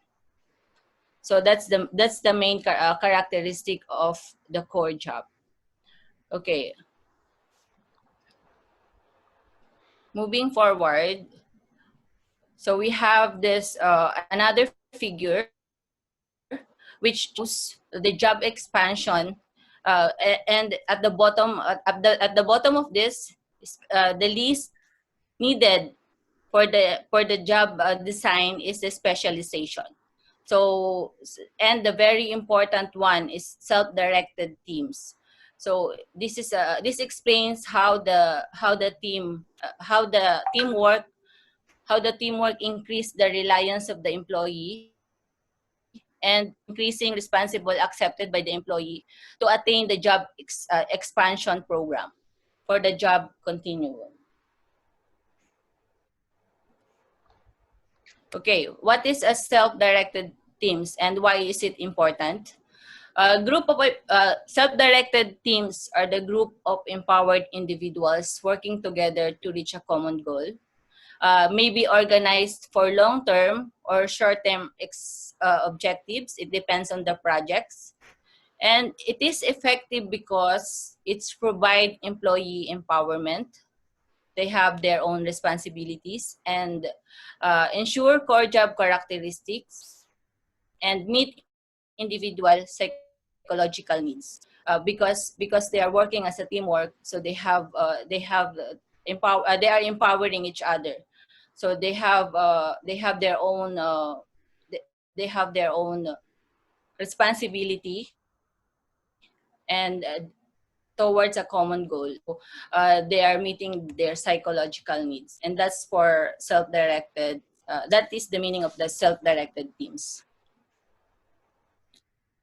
And to maximize effectiveness, a manager should ensure who have legitimate contributions are on the team. Managers should provide support, of course. Managers should ensure the necessary training and endorse clear objectives and goals. Financial and non-financial rewards. So it's not always a financial reward, but there should be a reward. And supervisors must release control. So that's how to maximize the effectiveness. Okay, benefits of teams and expanded job designs. Okay, it improved quality of work life, improved job satisfaction. It increased motivation, allows employees to accept more responsibility, and improve productivity and quality. And the last one, it reduced the turnover and absenteeism. Okay, but if there are benefits, there are also limitations of job expansions, which are higher capital cost, because you have to invest on trainings. And second is individual may prefer a simple jobs. Not all employees are the same. They have their own preferences for sure. And higher wages rate for greater skills, smaller labor pool, and higher training costs. because each of the team should be trained continuously. So that's the limitation for job expansion. And this is the sample of average training hours per employee. So for US, Sweden, and Japan, so it's mentioned how what is the annual for training employees, annual training hours. Okay. Next, moving forward, motivation in incentive systems like bonuses, cash, or stock options. So these are the kinds of motivation in incentive systems. So profit sharing, which is distribution to employees, profits distribution to employees. Next is gain sharing, rewards for improvements. Incentive plans, typically based on production rates, and knowledge-based system, reward for knowledge or skills. So there are 5 motivation and incentive system types of motivations. Okay, next, moving forward, it's ethic and work and the work environment. Okay, fairness, equity, and ethics are important constraints of job design. Important issues may relate to equal opportunity, equal pay, equal work, and safe working conditions. Helpful to work with government agencies, trade unions, and employees. So it's not only the companies, they have to also work with the government rules and agencies, and of course the trade unions, to make sure that their employees are well compensated. Okay, moving forward, the labor standards. It should be effective manpower planning is dependent on knowledge and of the labor required. Labor standards are the amount of time required to perform a job or a part of the job. And the last one, it's accurate labor standards help determine labor requirements, cost, and fair work. Okay. So I would like to summarize my my slides by giving this company profile. So on this, we can notice how the company is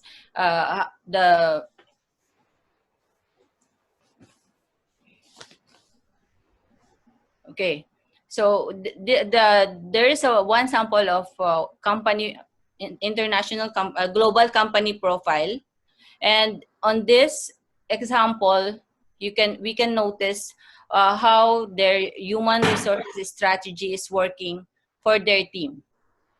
This is the Rusty Wallace's NASCAR racing team, and their NASCAR racing became very popular in the 1990s with huge sponsorship and prize money. So the key element of a successful race team is high performance pit crews.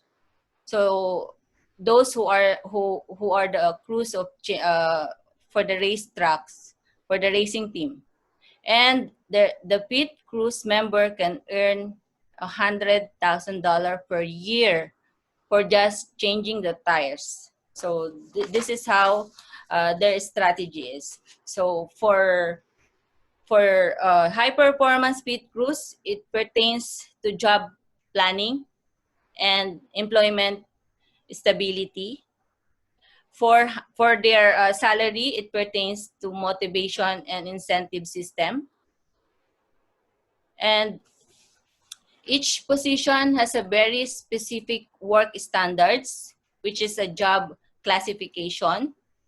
And of course, the pit crews are highly organized and go through rigorous physical training, which is continuous training. And of course, there should always be an improvement. And what they are doing is they are videotaping all the works to look for improvements. So they review what they're doing, and they are using it for review and for improvement of their team. I think 5 minutes left. So that's it from me.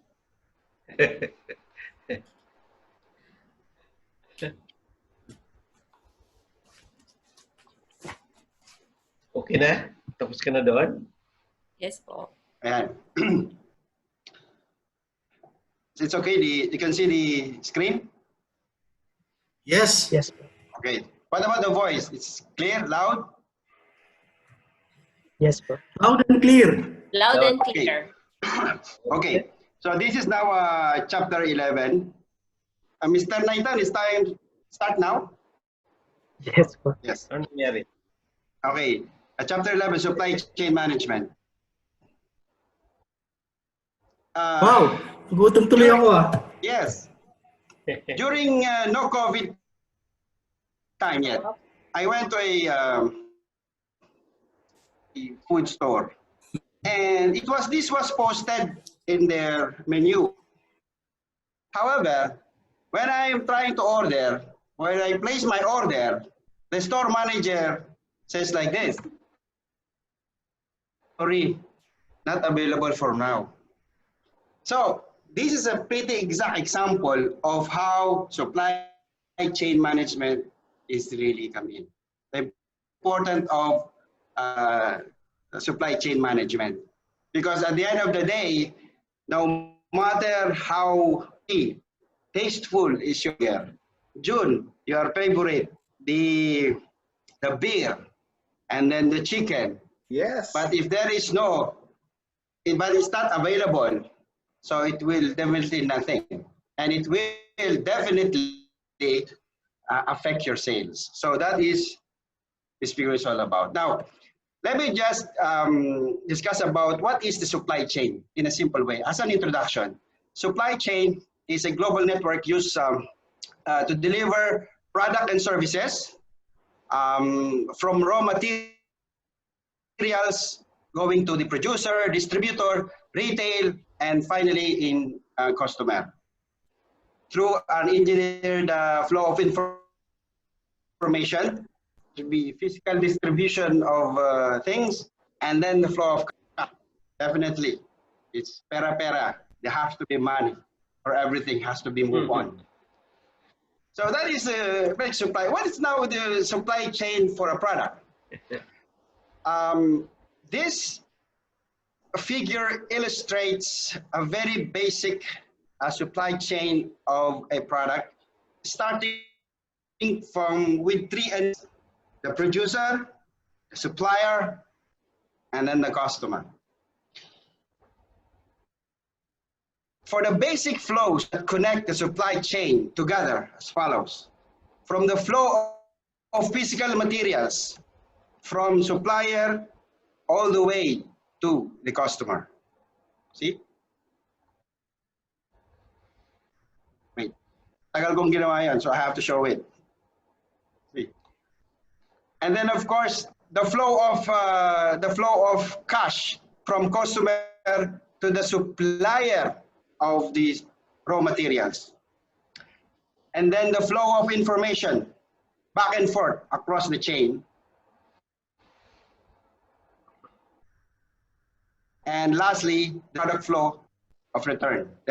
Sometimes there has to be some product return. So it has to be there has to be some product will be returned, okay, for some other reasons. So these are basically the basic supply chain of a product. Now, in this introduction, so what is now the supply chain management?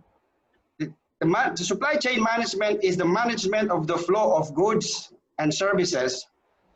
It includes the movement and storage of raw materials, work in process, inventory, finished goods, from flow of origin to the flow of consumption. It's practically managing of the supply chain. When there is a problem with the link, it's like a domino effect. there will be a significant effect on this, and of course the revenue, and of course the profit. That's how it goes. So in the supply chain management, sometimes it can be defined in a simple way or simple language. It's the management of the chain of supplies. So pretty exact, straightforward. Now, Madam Alvi, I hope you're still there. Yes. For example, you would like to, your son, what do you think if you offer your son 2 types of chocolate? Like here, if you've seen here, you have a Kit Kat and you have a chocolate. Which do you think, in honest, do you think your son will choose? Chocolate. I don't think so. Because nowadays, because my son is good, they are going to choose the Kit Kat because this is branded.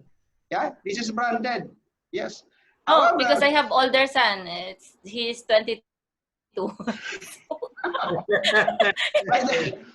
By the way, this chocolate is when I was still a young. It's still already a chocolate. I don't know if Dr. Ed, you recognize this, the chocolate.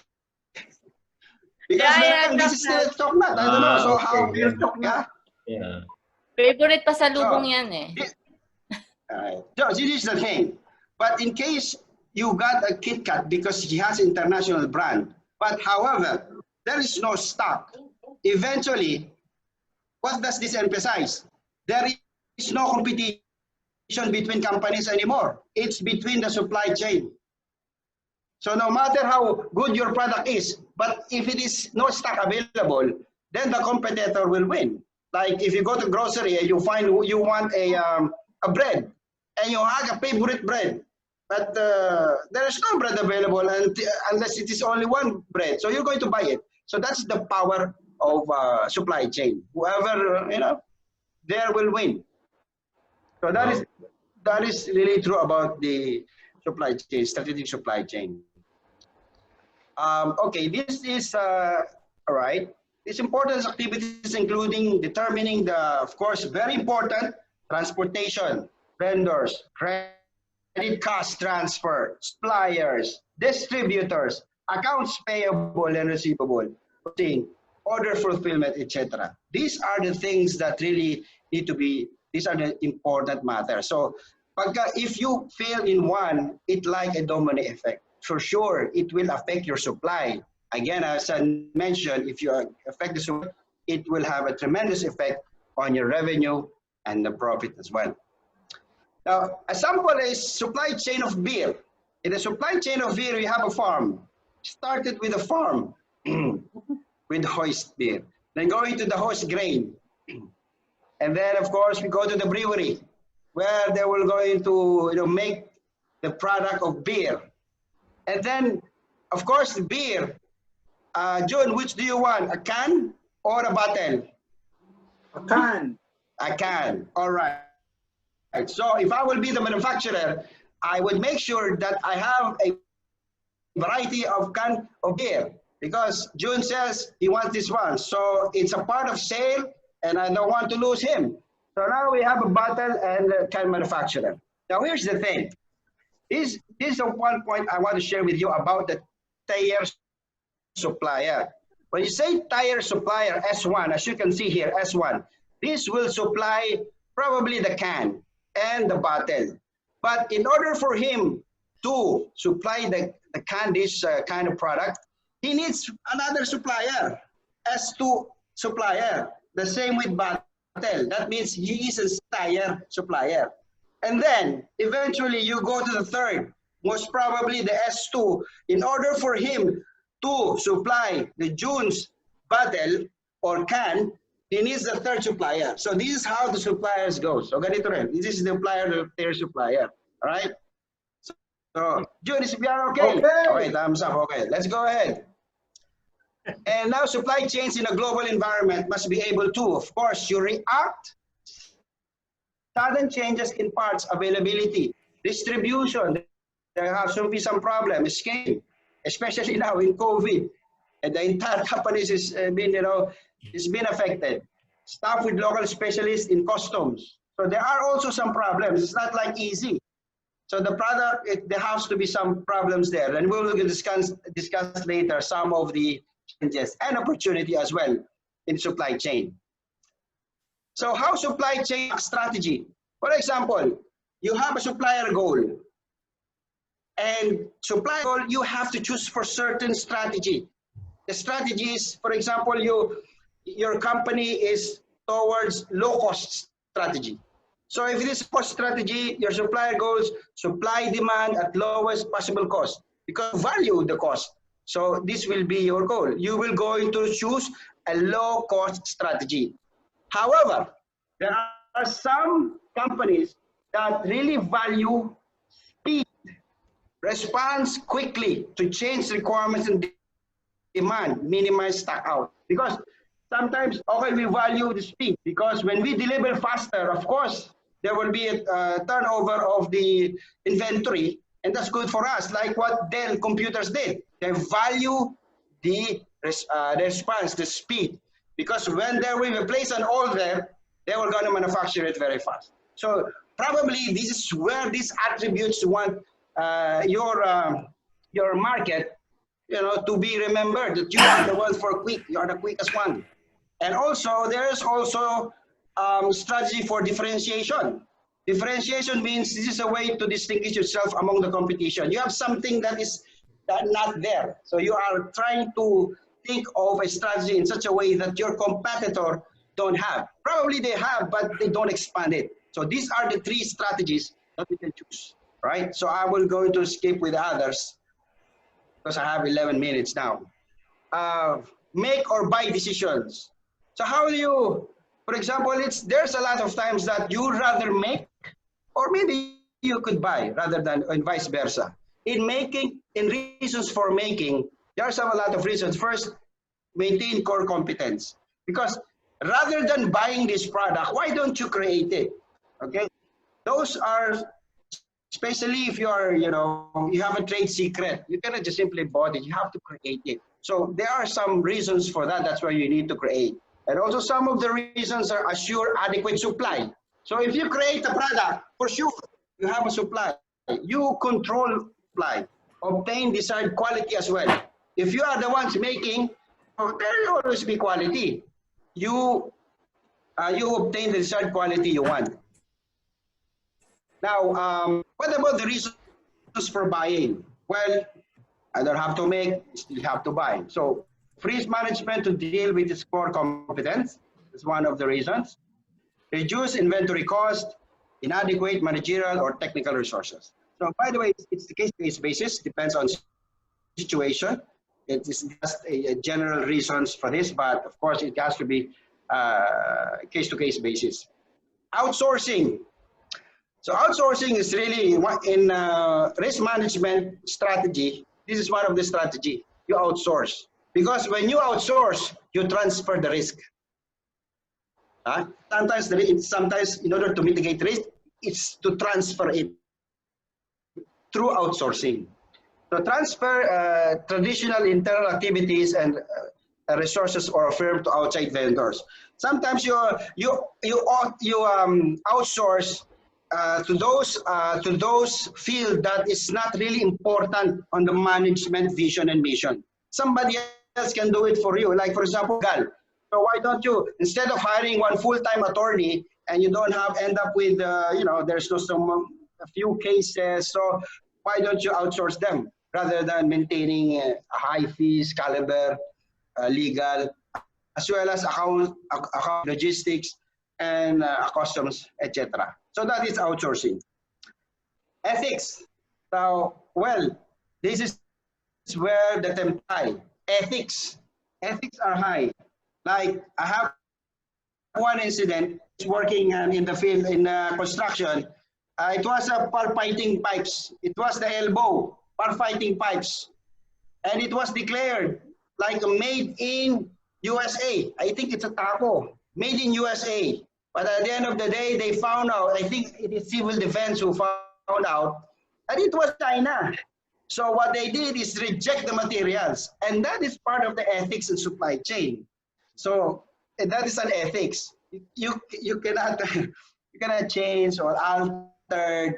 So, and anyway, there's a lot of ethics here. I just did that, delete some of the ethics because anyway, as an engineer, most of the time, we have an ethics subject, and when we pass the board exam, then we have to oath. There's an ethics. So ethics is always there. So especially in this, there's a lot of maybe lagayan system. It's a part of it, but you have to value ethics. Now, supply chain strategies. Okay, guys, these are the things I have for 14 minutes. These are the 5 things that I want to share with you that I discovered. I really appreciate that it was assigned to me, but now I just learned this. That's the beauty of it, assigning some reporters because we are allowing to research. So allow me to discuss this supply 5 strategies. Negotiating with many suppliers, long-term partnering with few suppliers, vertical integration, Keritsu model. What is Keritsu? You will find out. Virtual companies that choose suppliers as needed. Many suppliers. Of course, if you are in a company, you would have many suppliers as possible because at the end of the day, you have a good level of control. You can control the price. That is where I think Porter's 5 forces will come in. They will going to reduce the price because of the competition. One of the strategies, they will send quotation. Please send quotation. First round, best price. Then there's a second round. Please send your and very best quotation. You send. Then all of a sudden, because they knew that you need this one, okay, this is the last. Give your bottomless price. So you can do that. You have a lot of suppliers. Wala na. How much is your markup? Because now it's a COVID time. You see, you need to survive. As I heard from Big, it was, who is that? I forgot this famous in the Alibaba. Now the objective of all the companies now is no profit. It's just to survive while you have a COVID. So that is really true. Okay, many suppliers, which is good. But there's another strategy, few suppliers. It's not necessarily mean that few is not good. No, there are sometimes a type of strategy where few suppliers is good. Why? Because on the few suppliers, you can be able to have a long-term relationship and you have a lot of discount because you will give him economics of scale. Like for example, you ordered volume, then they were going to give you a discount. So you can manage. And also some of the reasons like cost of changing suppliers is huge. If you are many suppliers, sometimes switching from one there to other is sometimes costly because that's where it is. So the second strategy is few suppliers, which is okay. Vertical integration. Guys, please listen here because I appreciate. I searched this one through YouTube and I want to share with you. Now, what is the third strategy? Vertical integration. Vertical integration could be 2-way. We have a backward integration and we have forward integration. So what does this mean? If you are an automobile company, okay, please have a look on the figure. You have an automobile company and then of course you need steel. You need steel. So what you're going to do is you are going to create another company so that you will be your suppliers. And that is called the backward integration leading towards the raw materials. The other way around, we have the distribution system. For example, your automobile, there is somebody else who's purchasing you for a seller. So what you're going to do is you're going to create another company for to distribute your products. So this is where the vertical integration comes in. Like you are the supplier, so I will create another, something like that. Sometimes it can be either backward only or forward only. I have 18 minutes left. That's the vertical integration. Okay. The last is the fourth is Keritsu network. What is Keritsu network? Keritsu network is a Japanese term. Here's the thing. It's the same as vertical integration, but the only difference is you are not going to buy, but rather you're going to purchase of investment. You have share only 5 to 10% share. You're not going to buy, but along the suppliers, okay, along the significant suppliers, okay, I will be part you 5%. 5%. And that way, that is a win-win situation, both. Imagine, from the part of the supplier, I have a captive market. And for me, well, it's good also because I can control, because I'm a form part of the minorities of the company. So this is the Karachi work, and mostly this is being done in Japan. Time update po, 5 minutes left. No, 6 minutes. Okay, virtual companies. This rely on virtual companies with no office. It is service on demand. Okay. Doc, maganda tong ano ko if I have 1 minute extension for this. Bullwhip effect. What is bullwhip effect? This is some of the issues in bullwhip effect. At least you have something in return. Bullwhip effect, this is also a problem in supply chain. For example, 1 month, 2 months, naubos ang supply. Okay, good, manager. The first month, ubos. Second month, yes, ubos. I mean, you have generated revenue. And the third month, what are you going to do? Okay, warehouse, I need double my order.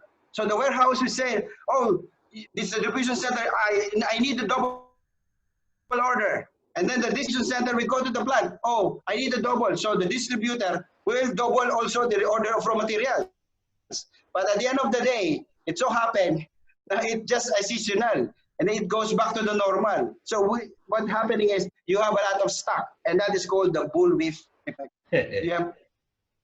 That is the bullwhip effect. I'm trying to hurry here. But one opportunities, this is one opportunities. The other one is one opportunity for integrated supply chain is blanket orders. What is blanket orders? You're going to order a bulk, and then you're going to tell, okay, you can deliver me staggeredly. Deliver me this, and then probably in the next month we're going to deliver. Because you anticipated to take advantage of predetermining pricing. Kasi magbago price, it's okay. It's a win-win also.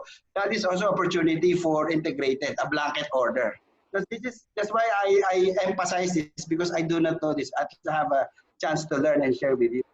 Okay, 21 minutes. E-procurement, of course, we have the e-procurement. Everything now is e-procurement. Even our tuition fee with Dr. Ed are taking their also online catalog. There is auctions is being done in procurement as well. E-procurement now is very fast. Request for quotation, real-time inventory tracking. Those are very fast. Now, vendor selection.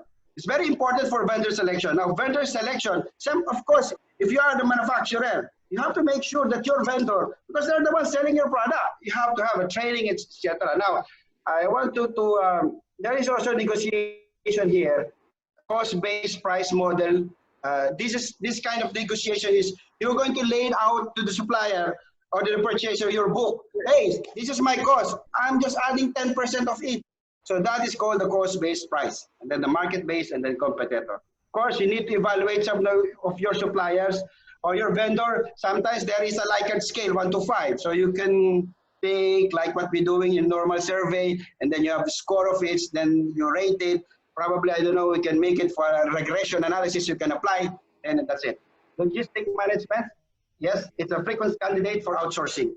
Now, well, distribution, we have trucking, railroad, air freight, no, because of COVID, sometimes those goods are being distribution by air freight, waterways, pipelines, third-party logistic delivery, reliability, speed is very important. Sometimes you have to have cost of, this is the cost of shipping alternative. Sometimes the second carrier is tell you, okay, I will deliver 1 day faster, but $20 per day. But look at the calculation for the slower, only $1.92. So you have kind of alternative to choose from. Of course, you're going to select the cheaper ones. Inventory.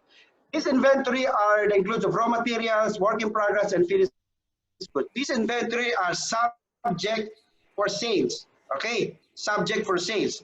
Cost of goods sold. Cost of goods sold means in order to produce a product, how much it costs, the direct cost, the labor cost, and everything. What is that important? Because you're going to measure the supply chain performance. What is your percent invested inventory? So for example, you have an investment inventory of 11 billion, total asset 44, you have 25.7% of the inventory. Meaning, out of total asset, 25 lang ang sellable. And another is inventory turnover. What is the meaning of inventory turnover? Inventory turnover, how many times does the business replace its inventory each year by turning it to sales? O gaano ka nagpapalit because there are sales. So this is inventory turnover. And as I Google it, it's between 4 and 6, usually the number. Like for example here, I have a few slides. I think these are 2 slides left. Inventory turnover, like net revenue, cost of goods sold, inventory, this is the numbers. And how you're going to calculate the inventory turnover, cost of goods sold divided by inventory, that will give you 8.4. 1 minute. Yeah. All right. Week of supply. Sir, 1 minute. Week of how long the current inventory based on the current demand. Okay. So I think I will be able to explain the strategic importance of supply, and baka di ko makuha yung 10 points, so I have to stop here. Anyway, I already submitted, I discussed compute inventory and turnover. Thank you very much. Okay, very good. Okay, next. Question? Wala na. Wala na, okay. Okay, all right. Next. Good evening, everyone. Good evening. Yeah, the topic that was assigned to me is Chapter 12, Inventory Management. But before I proceed with my presentation proper, I would like to share this quote by Socrates. And I read, "Strong minds discuss ideas. Average minds discuss events. Weak minds discuss people." You know, Doc, I believe in this saying. That's why for tonight, I'm going to discuss inventory management in order to give you some ideas about it. Okay? To proceed,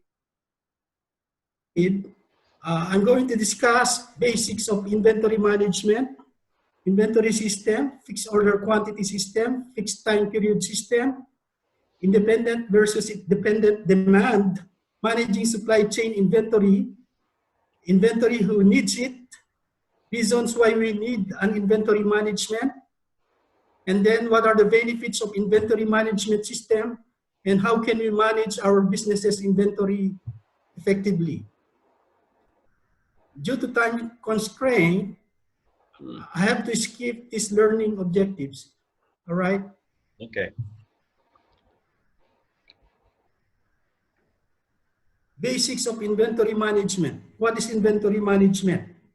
Inventory management is the process of ordering, storing, and using a company's inventory.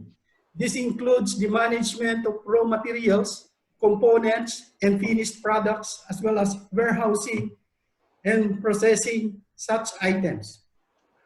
What is inventory? Inventory is quantities of goods in stock.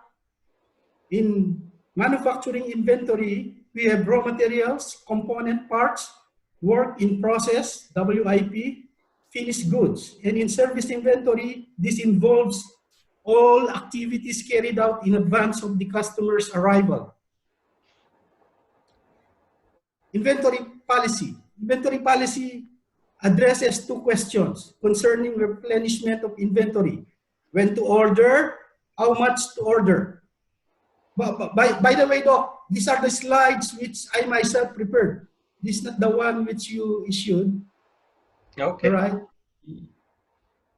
Reasons for carrying inventory.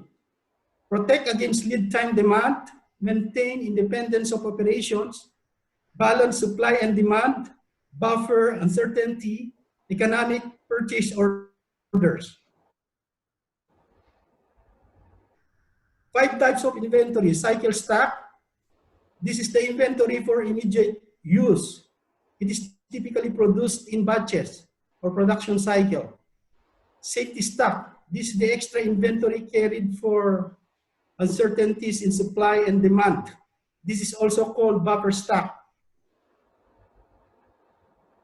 Anticipation inventory. Inventory carried in anticipation of events. Smooth out the flow of products in supply chain. It is also called seasonal or hedge inventory. Pipeline inventory. This is the inventory in transit. It exists because points of supply and demand are not the same. It is also called transportation inventory. In maintenance, repair, and operating items, MRO, inventory is not directly related to product creation. Holding cost, costs that vary with the amount of inventory held, typically described as a percentage of inventory value. It is also called carrying cost. And ordering cost, cost involved in placing an order. It is sometimes called setup cost. It is inversely related to holding cost. And the last one is shortage cost. It occurs when we run out of stock. Inventory systems answer the questions when to order and how much to order. There are two categories. One is the fixed order quantity system. An order of fixed quantity or Q is placed when inventory drops to a reorder point, ROP. Please take note of that. When the inventory drops to a reorder point, that's the time you can place the order in fixed order quantity system. While in fixed time period system, the inventory is checked in fixed time periods and the quantity ordered varies. Fixed order quantity is the inventory control system wherein the maximum and minimum inventory levels are fixed, and maximum and fixed amount of inventory can be replenished at a time when the inventory level reach the auto-set reorder point or the minimum stock level. It assumes a constant demand rate of D. The inventory position is reduced by a rate of D, and then the order can be placed when the reorder point is reached.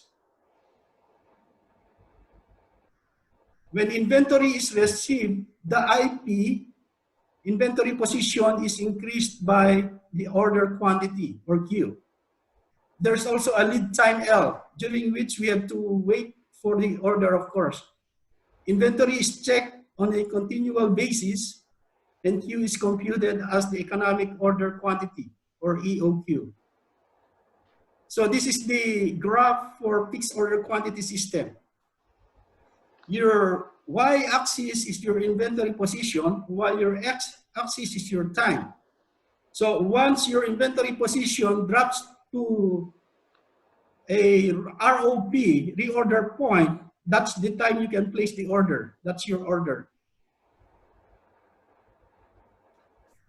Fixed time period system. Inventory levels checked in fixed time periods. T. A target inventory level is restored when order received, sometimes called periodic review system. Quantity ordered varies. Q equals R minus IP is the formula in solving for the order quantity or Q. This is the graph for fixed time period system. I'm not gonna discuss this in details due to time limit. This is the comparison between the fixed order quantity and the fixed time period. To determine how much to order, in fixed order quantity, your order quantity Q equals EOQ, while in fixed time period, your Q equals R minus IP. When to order, in fixed order quantity, when inventory level drops to the order point, while in fixed time period, when review period arrives.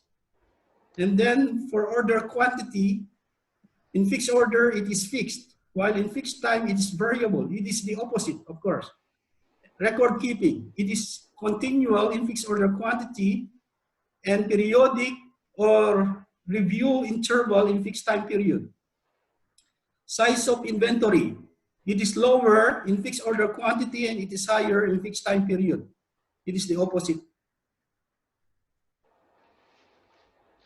Fixed order quantity system. There are two main variables to calculate in fixed order quantity system. Order quantity or or the ECQ, which is the economic order quantity.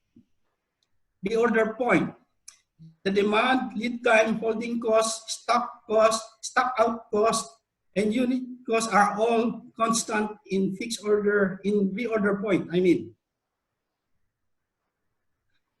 The EOQ minimizes the total annual inventory cost. This is the formula for the total cost. To solve for the total cost equals purchase cost plus ordering cost plus holding cost. This is the formula. So from this formula, your DC is your annual purchase cost, while your D over Q is your number of orders placed per year. Your annual holding cost equals average inventory times cost per unit. This is the total cost curve.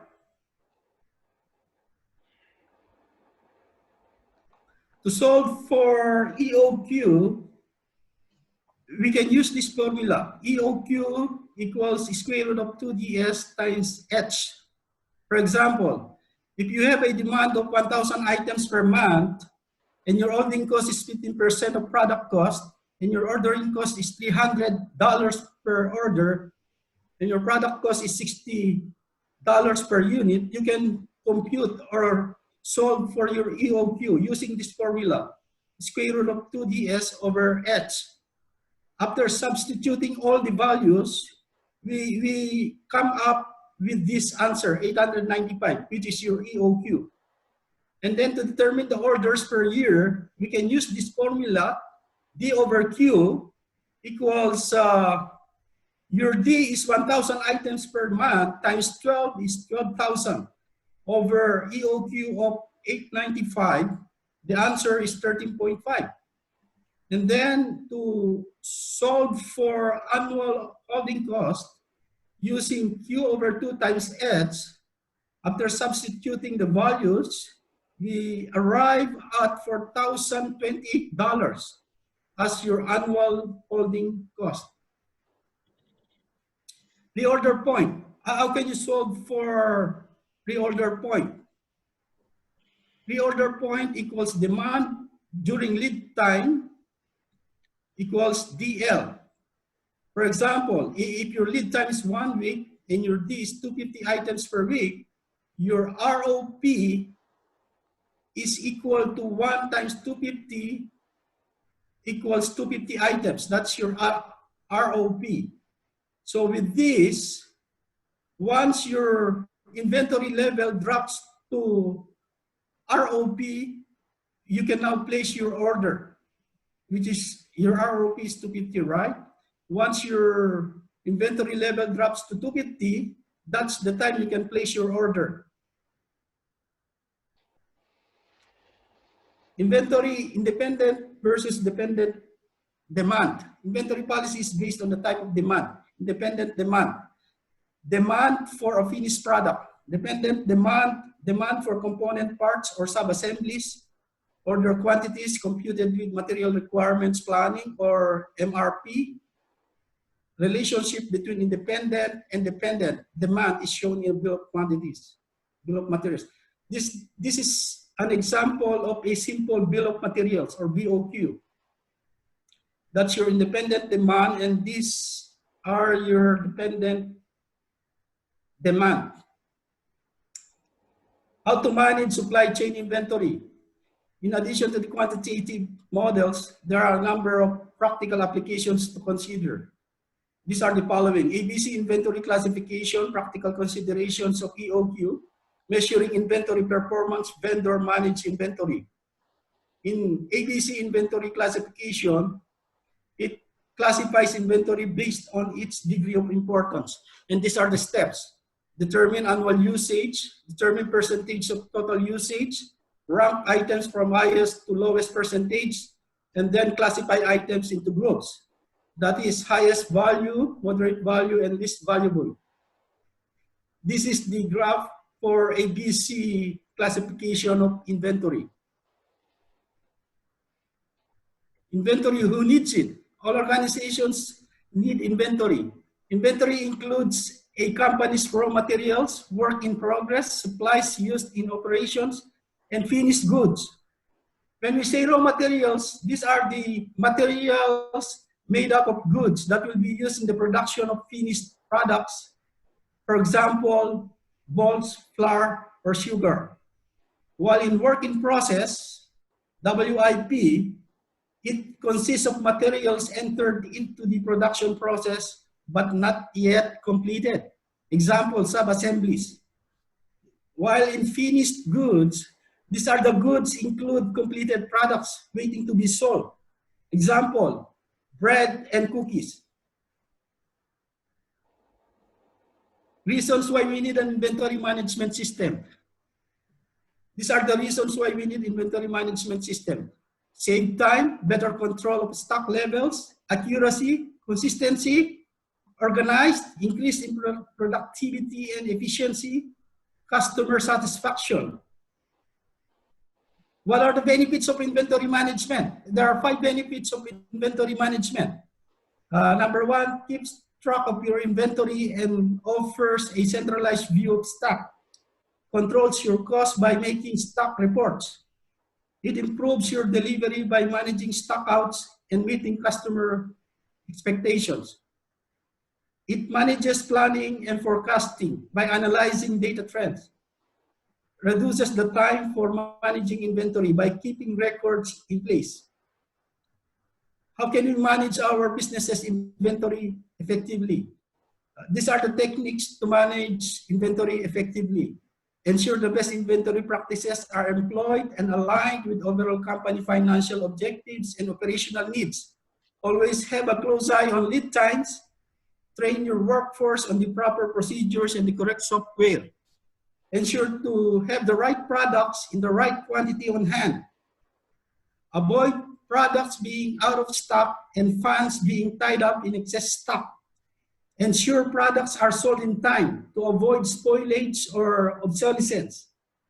Avoid spending too much money on stock that's taking up space in a stock room. To wrap up or to summarize, reasons to carry inventory include protecting against lead time demand, maintaining independence, buffering against uncertainty. Number 2, inventory types include cycle stock, safety stock, anticipation, pipeline, and MRO.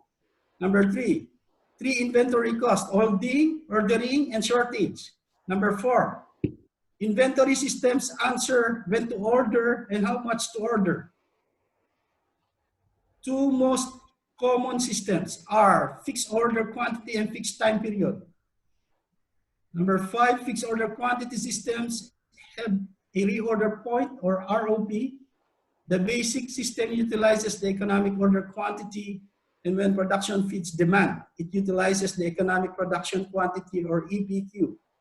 And number 6, in fixed time period systems, the time between orders, T, is constant and the order quantity varies. Orders bring the IP inventory position to a target level R. Thank you. It's just a short presentation, Doc. Nakaano ba? Ilang minuto yun, Tan? 10 minutes po. 10 minutes lang? 10 minutes Yan lang ba? Wow. 15 minutes lang po the whole. 15 minutes. Yeah. Ano? 15 minutes spent. 15 minutes? Spent. May 10 pa po natitira. May 10 pa. Naka-15 ako O kasi mabilis yung kwan mo eh. Pagsasalita mo. Doc, kasi oras na eh. Okay. So, sige, picture. Ayan, yung maliwanag yun. Okay. Kailangan aanggulo ako. Ready? 1, 2, 3. 1, 2, 3. 1, 2, 3. One more. Almighty Father, thank you for this wonderful night. Thank you for giving us our professor who continuously guide us. Thank you for our classmates who have shared their knowledge, their wisdom. Thank you for another day of blessings. Lord God, in your spirit, we continue to seek your guidance in our day-to-day activities. In this pandemic situation, help us as we pray, help also God everyone to be safe and to overcome and be back into the normal way of living. We love you, Lord. We trust you, Lord. We pray for our health, and we thank you also for taking care of our loved ones. Thank you for keeping our home safe as we left them. We continue to pray to gain more knowledge. We continue to pray to give us good health and be safe every day. We ask also, Lord, for the forgiveness for all our sins. Amen. Amen. Amen. Okay, so